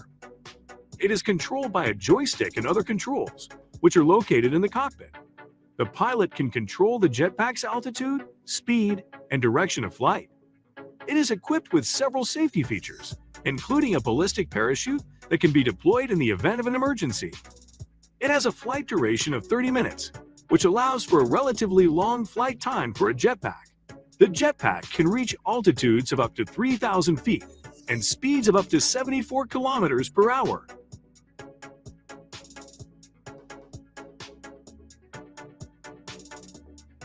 Hoverbike Scorpion 3. The Hoverbike Scorpion 3 is a unique tall aircraft that combines the features of a helicopter and a motorcycle developed by Hoversurf, a Russian drone manufacturer. It is equipped with 4 rotors that provide lift and propulsion, allowing it to take off and land. This one right here looks scary as hell to me. Like 4 propellers going buzzing around right beside you. Oh no. No. Now I would do one of those glider ones. That looks pretty cool. I mean, I'm all about trying some of this stuff out, but I don't think I get on a bike with propellers like facing at me. A parachute, but yeah, you got a parachute, and then you got these 4 blades to deal with as they're spinning out of control. Jeez. Vertically. It has a maximum takeoff weight of 440 pounds and can carry a payload of up to 440 pounds. It has a maximum flight time of 25 minutes and can reach a maximum altitude of 16,404 feet. It is equipped with a variety of sensors and cameras to provide the pilot with a clear view of the surrounding area, including a thermal imaging camera and a GPS navigation system. The vehicle also has a number of safety features, such as an emergency parachute system and an automatic flight control system that can take over in case of an emergency. It is also designed to be easily disassembled for transport and storage. Overall, the Hoverbike Scorpion 3 is a versatile tall aircraft that can be used for a wide range of applications, such as search and rescue, emergency medical services, and aerial surveys. Gravity jet suit. A gravity jet I'll do suit that. is a type of powered exoskeleton that This was allows the wearer to the fly military's through looking the at. air using jet propulsion. We actually looked at this one. They were doing a demo in Virginia Beach one time, and I showed this demo. But this is the one that right here. Yeah, it'll tell you that the military's looking at these for like Coast Guard and whatnot. The suit consists of a backpack containing the propulsion system and a harness that attaches to the wearer's body. The propulsion system consists of 5 miniature jet engines, which provide a total thrust of 1,050 horsepower. The suit also has a flight control system that allows the wearer to control the suit's movements using their own body movements. The suit can reach speeds of up to 80 miles per hour and can fly for up to 10 minutes on a single tank of fuel. It also has a built-in safety system that can deploy a parachute if the wearer loses control of the suit. In terms of fields of use, the jet suit has received attention from the military and search and rescue organizations as a potential tool for rapid transportation and emergency response. The jet suit could be used for search and rescue operations, reconnaissance, and transportation in difficult-to-reach areas.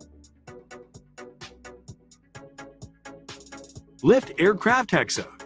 The Lift Aircraft Hexa is an electric tall aircraft designed for personal transportation. It is a hybrid electric aircraft, which means it uses a combination of electric motors and rotors for propulsion. One of the main features of the Hexa is its dual capabilities, which allow it to take off and land vertically, making it more versatile and convenient for personal use. It can be flown by anyone with a sport pilot's license or higher, and it has a maximum speed of 80 miles per hour and a range of up to 60 miles on a single charge. The HEXA also features a modular design, making it easy to maintain and upgrade. It has a carbon fiber frame, which makes it lightweight and durable. The aircraft also comes equipped with an advanced avionics suite, including a full-color touchscreen display and a state-of-the-art flight control system. Other features include an automatic stabilization and recovery system, which helps the aircraft stay stable in case of unexpected turbulence or other flight conditions. The Hexa also has an advanced obstacle avoidance system that helps the pilot navigate around obstacles while in flight. Opener Blackfly. The Blackfly is an ultralight, single-seat aircraft that is powered by 8 electric motors. It is capable of vertical takeoff and landing tall, meaning it doesn't require a runway to take off or land. It also features a fixed-wing design, which allows it to fly efficiently and at higher speeds than traditional tall aircraft. The aircraft has a wingspan of 25 feet and is 20 feet long. It weighs around 440 pounds and has a maximum takeoff weight of 550 pounds. It can fly at speeds of up to 62 miles per hour and has a range of 25 miles on a single charge. The aircraft can be charged using a standard 110-volt outlet and can be fully charged in under 2 hours. It is operated using a joystick, which makes it easy to fly even for those with little or no aviation experience. The aircraft is equipped with advanced safety features such as redundant systems, LMV 496. The Lazareth LMV 496 is a unique concept vehicle that combines the features of a motorcycle with those of a small aircraft, designed by French mechanic Ludovic Lazareth. Meter bikes. The bike is equipped with 4 jet engines, 2 of which are located on the front wheel hub and 2 on the rear wheel hub. These engines allow the bike to take off and fly short distances, while still being able to drive on the road like a traditional motorcycle. Other notable features of the LMV 496 include a carbon fiber and aluminum frame that is both lightweight and strong, a top speed of around 200 miles per hour in flight mode, and around 150 miles per hour in road mode, a fuel capacity of around 20 gallons, which allows for a flight time of around 15 minutes, a sleek futuristic design that is sure to turn heads.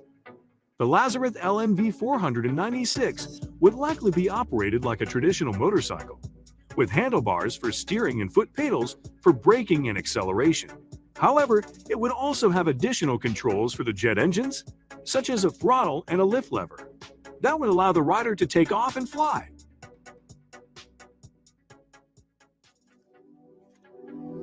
All right.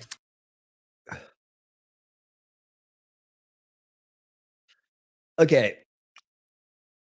So, hold on. Okay. So we have two here coming up. Now one was a recommendation from the crowd, which I always love getting. And this looks pretty good. It's called the Poop Cruise. I don't know. Has people heard about the Poop Cruise? It sounds pretty gnarly. Let's see what everybody's having to say about these flying devices, though. Let's see, that plane that comes in a box that you build for you. I think he's talking to TR there. So my dad and Frank created them after he moved from Vancouver down to Cali years ago. Oh wow, that's cool. So you're actually the inventor, huh? Or they just made one? Let me know. So we have that, and then we have this one that I've kind of been pushing down the ways a little bit. So it's a quick little video about this dog that got canceled during Pride Week. But we had to listen to Piers Morgan to watch that one. So that's kind of like what I've been avoiding. That's why I've been avoiding it. But the story itself seems kind of wild, and who knows, maybe it'll be entertaining.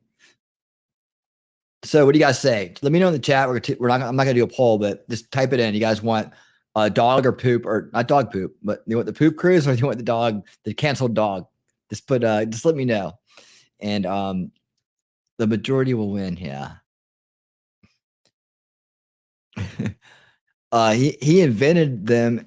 He used to own a company, but got out after a few deaths. Oh wow. That's wild. Well, your dad sounds like he's pretty damn smart, you know. What do you guys think? I tell you what, we can watch both of them. It's just a matter of which one we watch first. I think that we'll watch the Poop Cruise one just because I know Piers Morgan isn't in it, and it seems interesting. I don't know anything about this, so this will be new. Cancel dog first, then the other one. I'm here all night, buddy. Okay, we'll do both of them. I tell you what, I already have it queued up. We'll do the cruise one first, and then we'll come back and do the other one. But thank you, TR. We will definitely get it to both of them. The canceled dog one looks pretty funny. Canceling a dog, crazy. All right, this is called the Poop Cruise from hell. I think I can imagine what happened here, but we don't know how bad the details are on this yet. So here we go, guys. That's to poop in a biohazard bag falls pretty low on that list. But for more than 3,000 passengers aboard the Carnival Triumph, that became a daily reality. Feces-covered walls, food fights, and a sprawling tent city on the decks earned the cruise its infamous name, the Poop Cruise from Hell. What in the world happened here? Oh, God. The Triumph, billed as the pride of the Carnival Group, is the length of 3 football fields, boasts 13 decks with 4 swimming pools, 7 whirlpools, and a massive casino floor. On board Carnival's fun ship, expectations were high. Sadly, this ill-fated trip would make memories for very different reasons. The Triumph set sail from Galveston, Texas for the Gulf of Mexico on Thursday, February 7th, 2013, for what was thought to be a 4-day cruise. Initially, it was all plain sailing, with late-night parties, onboard entertainment, great weather, and mouth-watering buffets for the guests. The highlight of the cruise was set to be a stop in Cozumel, Mexico. Here, passengers could disembark, frolic in azure waters, shop to their heart's delight, and return for a night of festive onboard activities. In reality, after departing Cozumel for the return trip to Galveston, the cruise took a turn for the worse.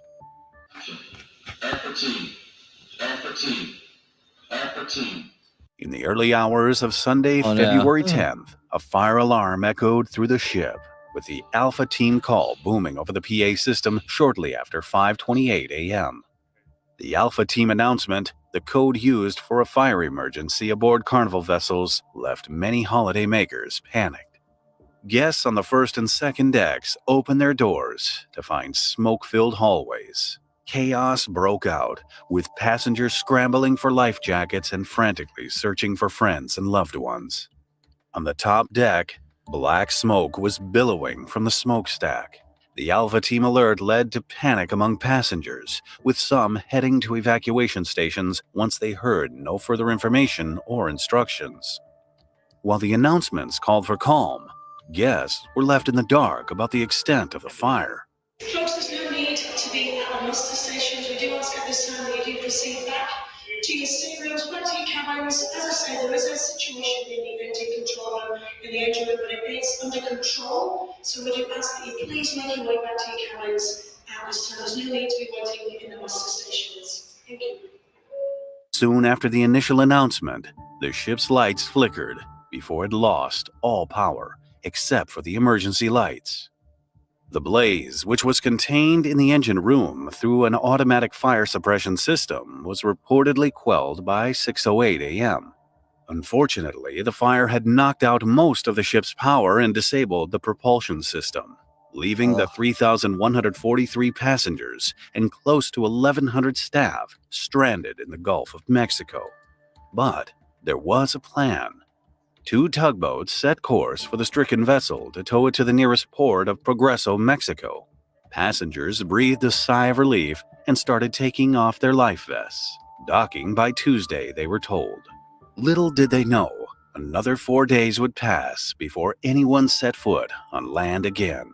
By mid-morning on Sunday, passengers realized it wasn't just the propulsion system that died.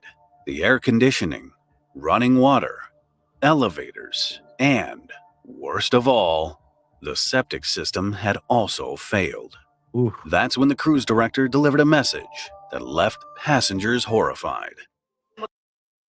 I think I know that girl in the front. Oh no. I'm going to deliver some red bags to your cabins, to the bathrooms if you can. If you need to do a number 2, you need to poop, please do it in the red bag and drop it off in the bins, in the corridors. And if you need to do a number 1, that's a wee, please do it in the shower. Thank you, folks, and I'll be back with any more updated info. This announcement came when Made it sound toilets kinda were pleasant. already clogged due to lack of flushing facilities in the private cabins and public restrooms. The now infamous red poop bags were just too much to bear for many passengers. People were using the restroom in little red plastic bags and throwing them out into the hallway. We were in shock. We were like, I'm not using a red bag. But the thing is you just don't eat. The Triumph stabilizers also took a hit from the fire, causing the vessel to list heavily. Passengers reported clutching walls to keep their balance. But God. worst of all, toilets overflowed and spilled into halls, seeping through walls to floors each time the ship tilted with the wind. Oh. Before long, images emerged of sewage-sodden carpets, bins lined with red bags, and in some cases, erupting toilets. Depending on where the drains in the bathroom were, water and fecal matter came back up, pooling in there and overflowing into the cabins. Oh, With dude. temperatures soaring and the foul stench of human waste permeating the cabin decks, many guests dragged their mattresses to outside decks to escape the odors and sweltering heat. Ugh. The news outlets were quick to react, sending helicopters out to the crippled ship. Soon, images of what would become known as Tent City flooded Right. news channels as passengers started using bed sheets, towels, and rope to construct makeshift accommodations on the tanning deck. In a bold attempt to quell the passengers' mounting frustrations, Carnival decided to host an open bar, offering free beer and wine after the fire. It's about you. Damn right. It's very free open bar. What the hell? You better do more than that, man. Dang. The bar service was to run from afternoon until midnight, but turned out to be a terrible decision. With drinks flowing freely, several passengers became obnoxious and intoxicated, lobbing objects into the water and messing up the restrooms.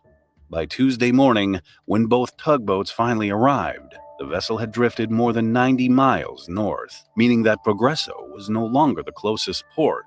The decision was made to tow the 102,000-ton behemoth to Mobile, Alabama, adding another 2 days to their journey. Oh God! Not only that, they went to a lame place.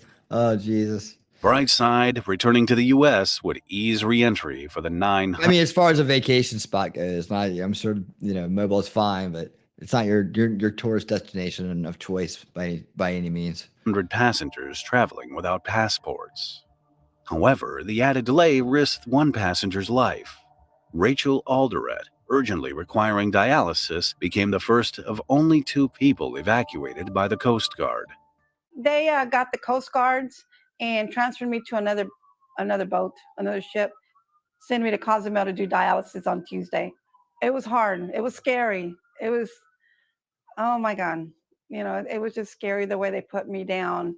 They put me in a stair rope, and the Coast Guard said that don't worry about it, that they would catch me and they were going to hold me back, and they did.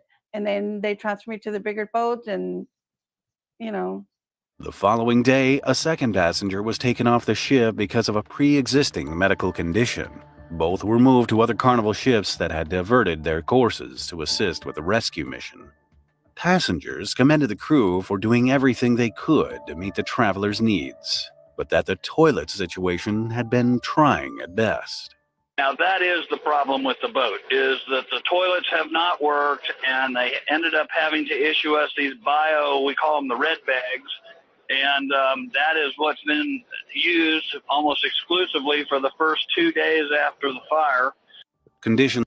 Okay, so here's the first thing I would have thought of. Can we just get some people out there to the boat that can fix the toilet system? Was that impossible to do? I also would have considered porta johns, right? So helicoptering out some porta johns to put on the deck. I know that they eventually will stink too, but if you could have like a nice ongoing rotation of helicopters picking up and delivering, maybe that would work, or maybe a boat to take them back, but a helicopter to bring them out. I don't know. I'm just trying to troubleshoot this thing and try to figure out how I might be able to solve this in time to avoid a lot of the issues that were going on there. On board rapidly deteriorated during that time, and food was reportedly running out. Dwindling food supplies forced passengers to queue for hours for cold onion and cucumber sandwiches. One passenger. Okay, I don't like either one of those things on a sandwich, so I would have been in trouble. Described scenes reminiscent of the Hunger Games as fights erupted over dwindling provisions. And they would gripe at you, or other people would practically cuss you out because you would have multiples that you're trying to get for your whole cabin, so everybody wasn't standing in line. 3 other Carnival liners, Elation, Conquest, and Legend, performed impressive maneuvers to drop off provisions and supplies to the weary passengers. Why not just sit in an empty boat? I mean, that seems like it would work, right? Transfers were hampered by winds as high as 35 knots and a sea swell of up to 6 feet. The tugboats, clearly lacking the muscle to pull a ship of Triumph's size adequately, only managed a leisurely pace of about 5 miles per hour. Naturally, it didn't help that the tow line snapped several times during the process. Major news networks reported on Triumph's arduous journey to Mobile with around-the-clock coverage of the so-called floating petri dish. On Wednesday, February 13th, Tent City had to be dismantled to make way for an incoming chopper delivering much-needed supplies and equipment. By Thursday, the mood aboard seemed to get a little lighter after the food drop and the arrival of a generator that promised the luxury of hot meals. By this time, sanitary facilities were restored to parts of the ship, and passengers had access to power outlets to charge their cell phones. There you go. For many passengers, staying in contact with loved ones had been a battle. We've spent the past 2 days about 4 to 5 hours a day charging our phone so we can at least have the opportunity to talk. The only time we get cell reception is if one of the other cruise ships comes close enough to us. So we've all been frantically charging, and we've actually rigged charging stations from ship computers to try to I'm sure we're going to blow up the ship doing it. In Mobile, worried family and friends gathered at the port, anxiously awaiting the first glimpses of the Triumph and their loved ones. She said it was terrible. She said, Mama, when everybody get off this bus, everyone's probably going to have a little psychological help. The Triumph was the largest cruise ship ever to dock at Mobile. This is a Triumph Survivor Group, man. Whoa. And its final leg into the port required more than 6 grueling hours of careful nighttime maneuvering as 4 tugboats ushered it up a 30-mile ship channel across the shallow bay. The passengers finally started disembarking at about 10 p.m. on Thursday. Carnival CEO Gary Cahill was among the many waiting at the port. He thanked the crew on board the vessel for their tireless efforts to keep the passengers comfortable and apologized to everyone for the situation. He better have some refund checks in his hand, too. And I'd like to reiterate the apology I made earlier. I know the conditions on board were very poor. I know it was very difficult. And I want to apologize again for subjecting our guests to that. We pride ourselves in providing our guests with a great vacation experience. And clearly, we failed in this particular case. But there was still more trouble in store for the passengers. In the Carnival ticket's small print, the cruise line added a protection clause. If the performance of the proposed voyage is hindered or prevented by breakdown of the vessel, Carnival may cancel the proposed voyage without liability to refund passage money or fares paid in advance. Despite this, each passenger received $500, a free flight home, a full refund for their trip, and reimbursed most expenses on board, as well as a full credit for another cruise. Wow. This that's didn't not bad. stop passengers from filing a slew of lawsuits within hours of reaching land.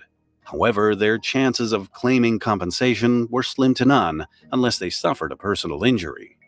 Carnival ended up awarding $118,500 in damages to 27 passengers for doctors and hospital costs related to the ill-fated cruise. But the ship's woes continued. While it was moored for repairs in Mobile, the vessel broke free, drifting across the Mobile River and colliding with a tethered dredge. A responding towboat became pinned between the cruise ship and the dredge. Tragically, one person died and another was injured. As for the fire's cause, Carnival asserted that a fuel leak in the engine room sparked the blaze, but many feel that negligence was the real cause of the blaze. In just 2 years, the group reported 9 incidents involving fuel leaks linked to flexible fuel lines. In January 2013, Carnival gave ships 2 months to install spray shields for all diesel engines using flexible lines. However, the Triumph failed to shield a hose that wound up causing the infamous Hoop Cruise in February. It was found that the fuel hose that caused the fire was located underneath the deck plates, which they believed would be sufficient to provide a shield. Of course, it turned out not to be sufficient, as the engine room fire broke out as a direct result of the unshielded fuel line. In addition to fixing the fire damage, Carnival added new technical features to prevent a sequel. They spent $115 million on cleaning, repairing, and upgrading the ship before it resumed service 4 months later. In 2019, after another $200 million overhaul, the ship was renamed Sunrise and Good continues to question. offer I think many passengers people would. everything you could ever need on a cruising holiday. Fingers crossed, red biohazard bags and onboard activities like Survivor or Hunger Games are not on the list of fun activities offered. Watch this episode now. Wow. 10%. Thank you for recommending that. That was very interesting. And did not know the details of that, though I may remember something about a stranded cruise ship. I doubt that was the first one, but yeah. You asked a good question. Would you go on another cruise with them again? Now, that's such a great question. I'm going to put that out as a poll. I know that we have a very intimate gathering tonight, which is great because we've been super popular lately. So, would you go on another cruise? Let's see. What was it with them again? How about an all? Would you go on another cruise ever again? Well, I'm gonna go ahead and expand on that one. After being on that ship, after being on Hoop Cruise. There you go. I bet you not many people would say yeah to that. But yeah, that's a great one. That's a great one. That's what Winning Saturday Night's about. It's like, we just kind of have some fun. We cover a lot of serious topics during the week, and and sometimes we do dive into some serious topics on the weekend. But I like tonight just to be light, just find some interesting things. Oops, hello. To find to watch together and talk about. Now this next one's kind of timely with what went on last month, and I did do a Winning Saturday Night about Pride backlash and youth rebellion against it and so on. So this is kind of be the lighter side of it. Okay, we've seen people be canceled. We've seen for the dumbest reasons, and we've seen how weird the world's gotten, right? But when I saw this story, just the thumbnail alone made me laugh, and the idea is just hysterical, right? So, ladies and gentlemen, the first dog, the first dog to be canceled. All right, here we go. And I wouldn't say it's the first one to be canceled, because there was the Hitler dog that got canceled, but the first one to be canceled as a result of Pride Month. So please bear with Piers Morgan. He knows not what he does, I guess. Maybe he does, but it's only a few minutes, and we're here for the story. Bella's a 3-year-old dog who was rescued by her owner, Jonathan Miller. I bumped into Jonathan at Royal Ascot on Friday, and he mentioned that Bella's likely to have become the... I don't know, man. I'm like one of those people, not too kitty, that thinks that maybe lightning doesn't always strike just twice in the same place. So I might have to want the makeup, right? I want the makeup one. The makeup cruise bus has to be better than this. And you get a free one, so why not? Yeah, you get a free one. And it seems like they did their best in the situation to at least compensate everybody. $500 to go home with free trip and a free flight home. And, if you got hurt, they cover your medical expenses. They seem like they're really trying to make up for this. And I guess there's only so many things you can do when you're stuck at sea. I'm glad everybody survived. I didn't hear about anybody dying from that. So that is a good thing.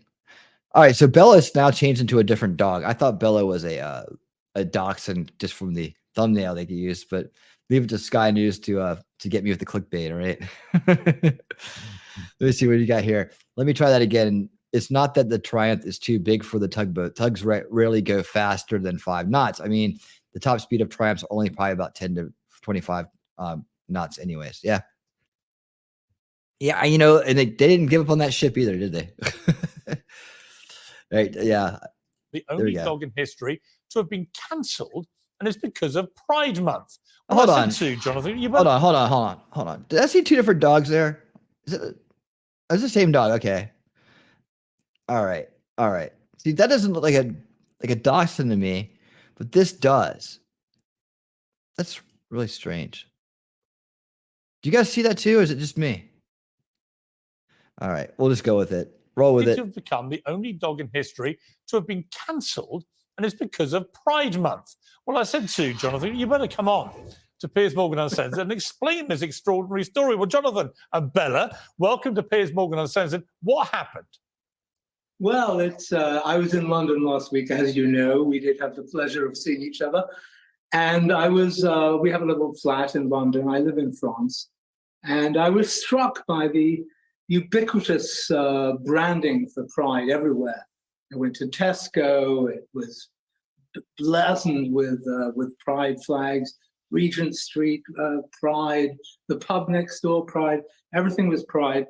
And I'm sorry, I'm a bit of a grumpy old guy, I guess, but it struck me as being slightly bizarre. Why is there such a thing as Pride Month? We give one day a year to veterans who died defending their country, a day to mothers, a day to fathers, maybe a couple of days to Jesus, but a month for Pride. Anyway, at this moment, I received an email from a company called Tractive in Austria, which makes a GPS tracker, which lets me keep an eye on Bella as she hunts in the vines every day for green lizards and wild boar and long-eared hare. Green lizards and wild boars. That's a big difference right there. I don't think that dog could deal with a wild boar. I just gotta say.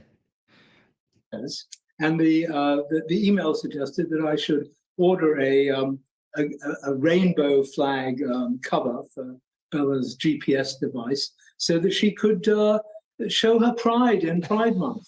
And I'm afraid I was triggered, and I rather grumpily wrote to Tractive in Austria, and I said, why don't you just concentrate on tracking dogs and cease the virtue signaling, which I thought was a fair enough point. And I got a reply that said, thank you for your email. It was a very passive aggressive reply. Thank you for your email. We've canceled your subscription to Tractive, so you can no longer track your dog. So being the evil journalist that I am, I immediately thought, well, this is a good story. I wrote it for the Spectator, got a huge reaction, and you liked the story too. And you've now had an apology from the CEO of Tractive. Then this morning, the story continues. Bella, it's past Bella's bedtime. She's a little first live television show. I get an email from the chief executive officer of Tractive. Bella's going to jump down now, so you've seen all you're going to see of Bella. I get an email from the chief executive of Tractive apologizing, rather humbly, and saying that the person who cancelled me had no right to do so, and that they indeed do respect other points of view. He said that Tractive continues to support Pride, which I guess is their right. But all is well that ends well, and that Bella can continue her peregrinations in the vines without fear of becoming lost should she be distracted. But it is an extraordinary situation, I think. I think you hit the nail on the head. It's not about not wanting to embrace the spirit of Pride. Of course, I do. I'm sure you do. It's why is there a whole month of it? Why is it all so completely over the top? And why, if you raise any raised eyebrow, even about your dog having to embrace this, then you get cancelled? Oh no, that's it. Your dog can die. Sorry. It seems to me that that this thing has spun slightly out of control, and corporations in particular, and governments have embraced this as if LGBTQ XYZ or whatever it now is some kind of ideology, and I don't really understand why it should be so sacred, and I don't even actually accept that LGBTQ, etc., is really a community. I noticed in the King's Birthday Honours List, which was published a few days ago, and in which Mrs. Miller, my wife, featured. There was an award given. There was an award given for services to the LGBTQ community. I mean, what really? I mean, it's not really a community. The L's don't seem to get on particularly well with the G's, and the T's don't seem to get on particularly well with any of them. That's true. And it's not certainly, I have. Yeah, speaking of which, I did put out a video this week of the of something just like this. I'll actually play that next. Gay friends, and have had for years. I've had gay colleagues. I have absolute respect for gay people. They can do whatever they want.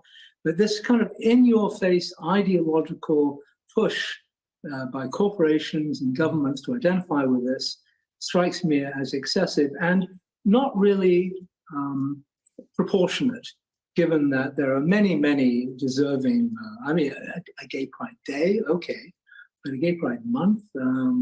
Listen, I totally agree. I think it is over the top now, and I don't like being forced to do anything. And I think what happened here. All right, we got the gist of that, right? We got the gist of that one. No need to whine on and on about it. We got it. We got it. So, anyways, okay. Can I get this to go full screen? No. Oh well. All right, here we go. It's gonna be small because it's a short. I kind of wanted to make it. Why can't you just expand it? All right, let me redo this and see if it'll stop on time. You can't rewind these things either, man. It's so annoying. All right. Let me get it up on screen so we can get the. It's really fast. It's under a minute because it's a short, obviously. All right. And here we go. Okay, this is for my Too Awake to Be Woke series. It's called Brand Split Incoming. So let me get this up here. And here we go. because we're marching in a march. At the moment. No, I just want to make sure. Yeah, you know now. Let me just explain to you, and it'll give you some understanding. Yeah.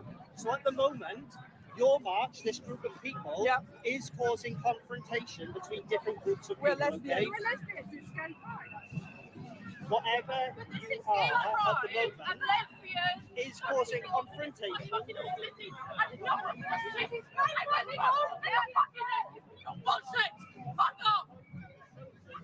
Say that you march yourself. We don't want to do that. We want to be part of your choice. So what I'm telling you is to make sure it's safe. We are going to remove you from the road, and I want you to do that of your own accord. I want to make sure I understand that you are removing lesbians from like LGBT march. Yes, that is what's happening. Okay, why? For safety. For your safety, for other people's safety. That's why you should be able to protect lesbians. There you go. Yeah, I saw that and I was like, I gotta put that out because I've been talking about the brand split for like a year now, and like how that's the solution to what's going on in that community there, or that broken coalition. And one thing I do point out is that broken coalitions, there's one thing they always do: they break because they're already broken. Yeah, and eventually they crumble inside. See, it's a kind of a scheme to get a bunch of different groups together that don't have anything in common to get behind one thing, right? And so they end up having to get behind everybody's thing instead of that one thing, right? So everybody kind of latched on to the original pride idea and the original meaning of it and so on. And then they've kind of like, now everybody has to do everybody's cause, even if you're not behind it. So like people like the lesbians and trans who have nothing in common and basically are kind of working against each other at some level, are forced to say that they're together. So that's inevitably going to crumble, right? So I'm encouraging all the based alternative lifestyle folks out there to do the brand split. And honestly, the way that I've been looking at it and describing it is that there's lifestyles in there and there's fetishes in there. And so basically the lifestyles would go one way, the fetishes would go another. And the way I see that is like the LG goes this way and the BTQ plus goes the other way. Right. And then we'll see who is calling for what in the schools. Then we'll see who's doing what. Right. That also kind of sorts out the crowd a little bit. And you're going to find that when they can't hide behind a costume, if you will, or someone else's identity or whatever, that they tend to get exposed a lot faster. Right now, they're mixed in with everybody, and it's just hard to see. Well, we'll see, but I think the brand split it's definitely going to be a good idea for people that in that community that don't want to be part of the antics. So let's just say it that way. Yeah, and I'm like, I'm with you there. I'm with you there 10%. It doesn't matter to me what you do. Just don't rub it in my face, and don't try to give it to kids, and then you're all right. Then you're all right. So, and that's the way it used to be up until like 5 years ago. Has it even been 5 years? I don't know. This things came on so fast. It's like, out of nowhere. But the truth is, it's been blowing up for a while. And speaking of which, I have been talking to my good friend V Radio behind the scenes, and we are seriously considering doing a bi-monthly or monthly show together where we discuss this topic right here. And he does a lot of great work on his channel. If you don't know who V Radio is, go check him out. On this topic, he's getting interviews all the time. The guy's interviewed everybody. And he's getting the inside scoop. He's putting together a documentary called Okay Groomer, which I've been helping him supply content for, along with a lot of other people in his Discord. And I think the world of the man. And so we're talking about doing a once a month thing. And what I want to bring to the table with what he has is the idea of solution culture and better activism, I guess, in this realm, right? And what we've seen here over the course of time is that protester for optics, counter protester for optics, and they tend to get when the establishment controls an entire narrative, right, and an entire conglomerate or cartel of media across platform media. It's very easy for them to take and spin or skew or omit the optics that they get from these events to write the narrative the way they want to, right? They use the juxtaposition the way they want to. And that doesn't seem to do a lot of good because it paints this picture in people's heads that's not true, right? And then you run into people who never look outside of that establishment narrative, and you try to tell them something. They're like, no, man, they're in complete denial about it. So, how can we, I would want to talk to him about solutions about how we can have better activism so they can't use those optics against us, right? When they're counter protests, what it is personally, I don't think protesting in this day and age is a good thing, but it's going to be a thing, right? I think it's always, it always has an agenda behind it that's not what you think it is. Like it's a little bit more destructive than people realize, and we're so encouraged to exercise our rights, and when the establishment keeps telling you to exercise your rights, I usually don't do what they tell me to do. I'm just I'm rebellious like that, but at the same time, I don't trust them, and then hell, if I'm going to do what someone I don't trust wants me to do, right? Because that's probably not my best interest at all. So yeah, I want to talk to him about that, and I want to talk to him about solutions to the problem. It's one thing to raise awareness about it, but see, I don't see when people raise awareness about it, that they're actually telling people, giving people a direction for a solution. And that's what this channel is about. It's about solution culture during the week. And then we just have fun here on the weekends. But we're always about solution culture, and that is the next step away from awareness, because then we can start to make decisions that we can act upon. But we need to know the root cause issues in order to do that, and that's what we do here mainly during the week and sometimes on the weekend. I go on other shows to talk about it too. But yeah, that's what I hope V Radio will do, and I hope to get some really big interviews and do both of us do these big interviews together. The guy from What Is a Woman, Scott Nugent. We've been talking to his people, and we're trying to get that arranged. So Scott is a very articulate, very passionate, very pissed off person who's transitioned and detransitions as best possible for his situation, and is speaking out about all the lies about the medical repercussions, and how one group's saying there are none, and they're going to come out and pretty much spell out exactly in great detail exactly there are, and their the position is to keep, like ours, to keep it away from the kids. So in this case, we come together for a good cause here, and then we may be different. And that cause is one that just needs to be taken care of, and then it's done, right? It's not an ongoing marketing campaign for years. It's just let's get that taken care of, and then we kind of move on. But yeah, we're gonna try to do that, and I hope that works out. So look for that Too Awake to Be Woke series going to a live version with Mr. V Radio. So we're working that out. I'll keep you guys posted on that. When did I realize it's not as it seems? Well, I actually go back. It goes back a long ways. It goes back to really post 9/11, the Katrina area. It's like at that time I was already starting to ask questions, and I already realized there's this big thing kind of going up out there in the world that seemed impossible to climb, and the parties didn't make sense to me. They seemed the same. I got some advice to consider the fact they work together, and that kind of put me on the path. And a few shocking incidences later, I was full on out of the establishment narrative and on to other things. But I also had a background in media analysis, so that helped too. Understanding how to see through persuasion in media and so on. So yeah, I had awakening about in 206, 207. I was fully aware. But yeah, that seems about right. Yeah, that seems about the same about the same time I was, somewhere around in there. And I would say fully aware is just the start of it. Like, so, okay. If you guys are out there, please hit a like for me, please. We are getting ready to bump over to Rumble here in about 2 seconds. So the link is in the chat. Let me just double check something real quick. Let's see. Okay. Well, we'll hang for a sec. Yeah, we're hitting it. Okay, guys. Meet you at Rumble. Grab the link. See you there.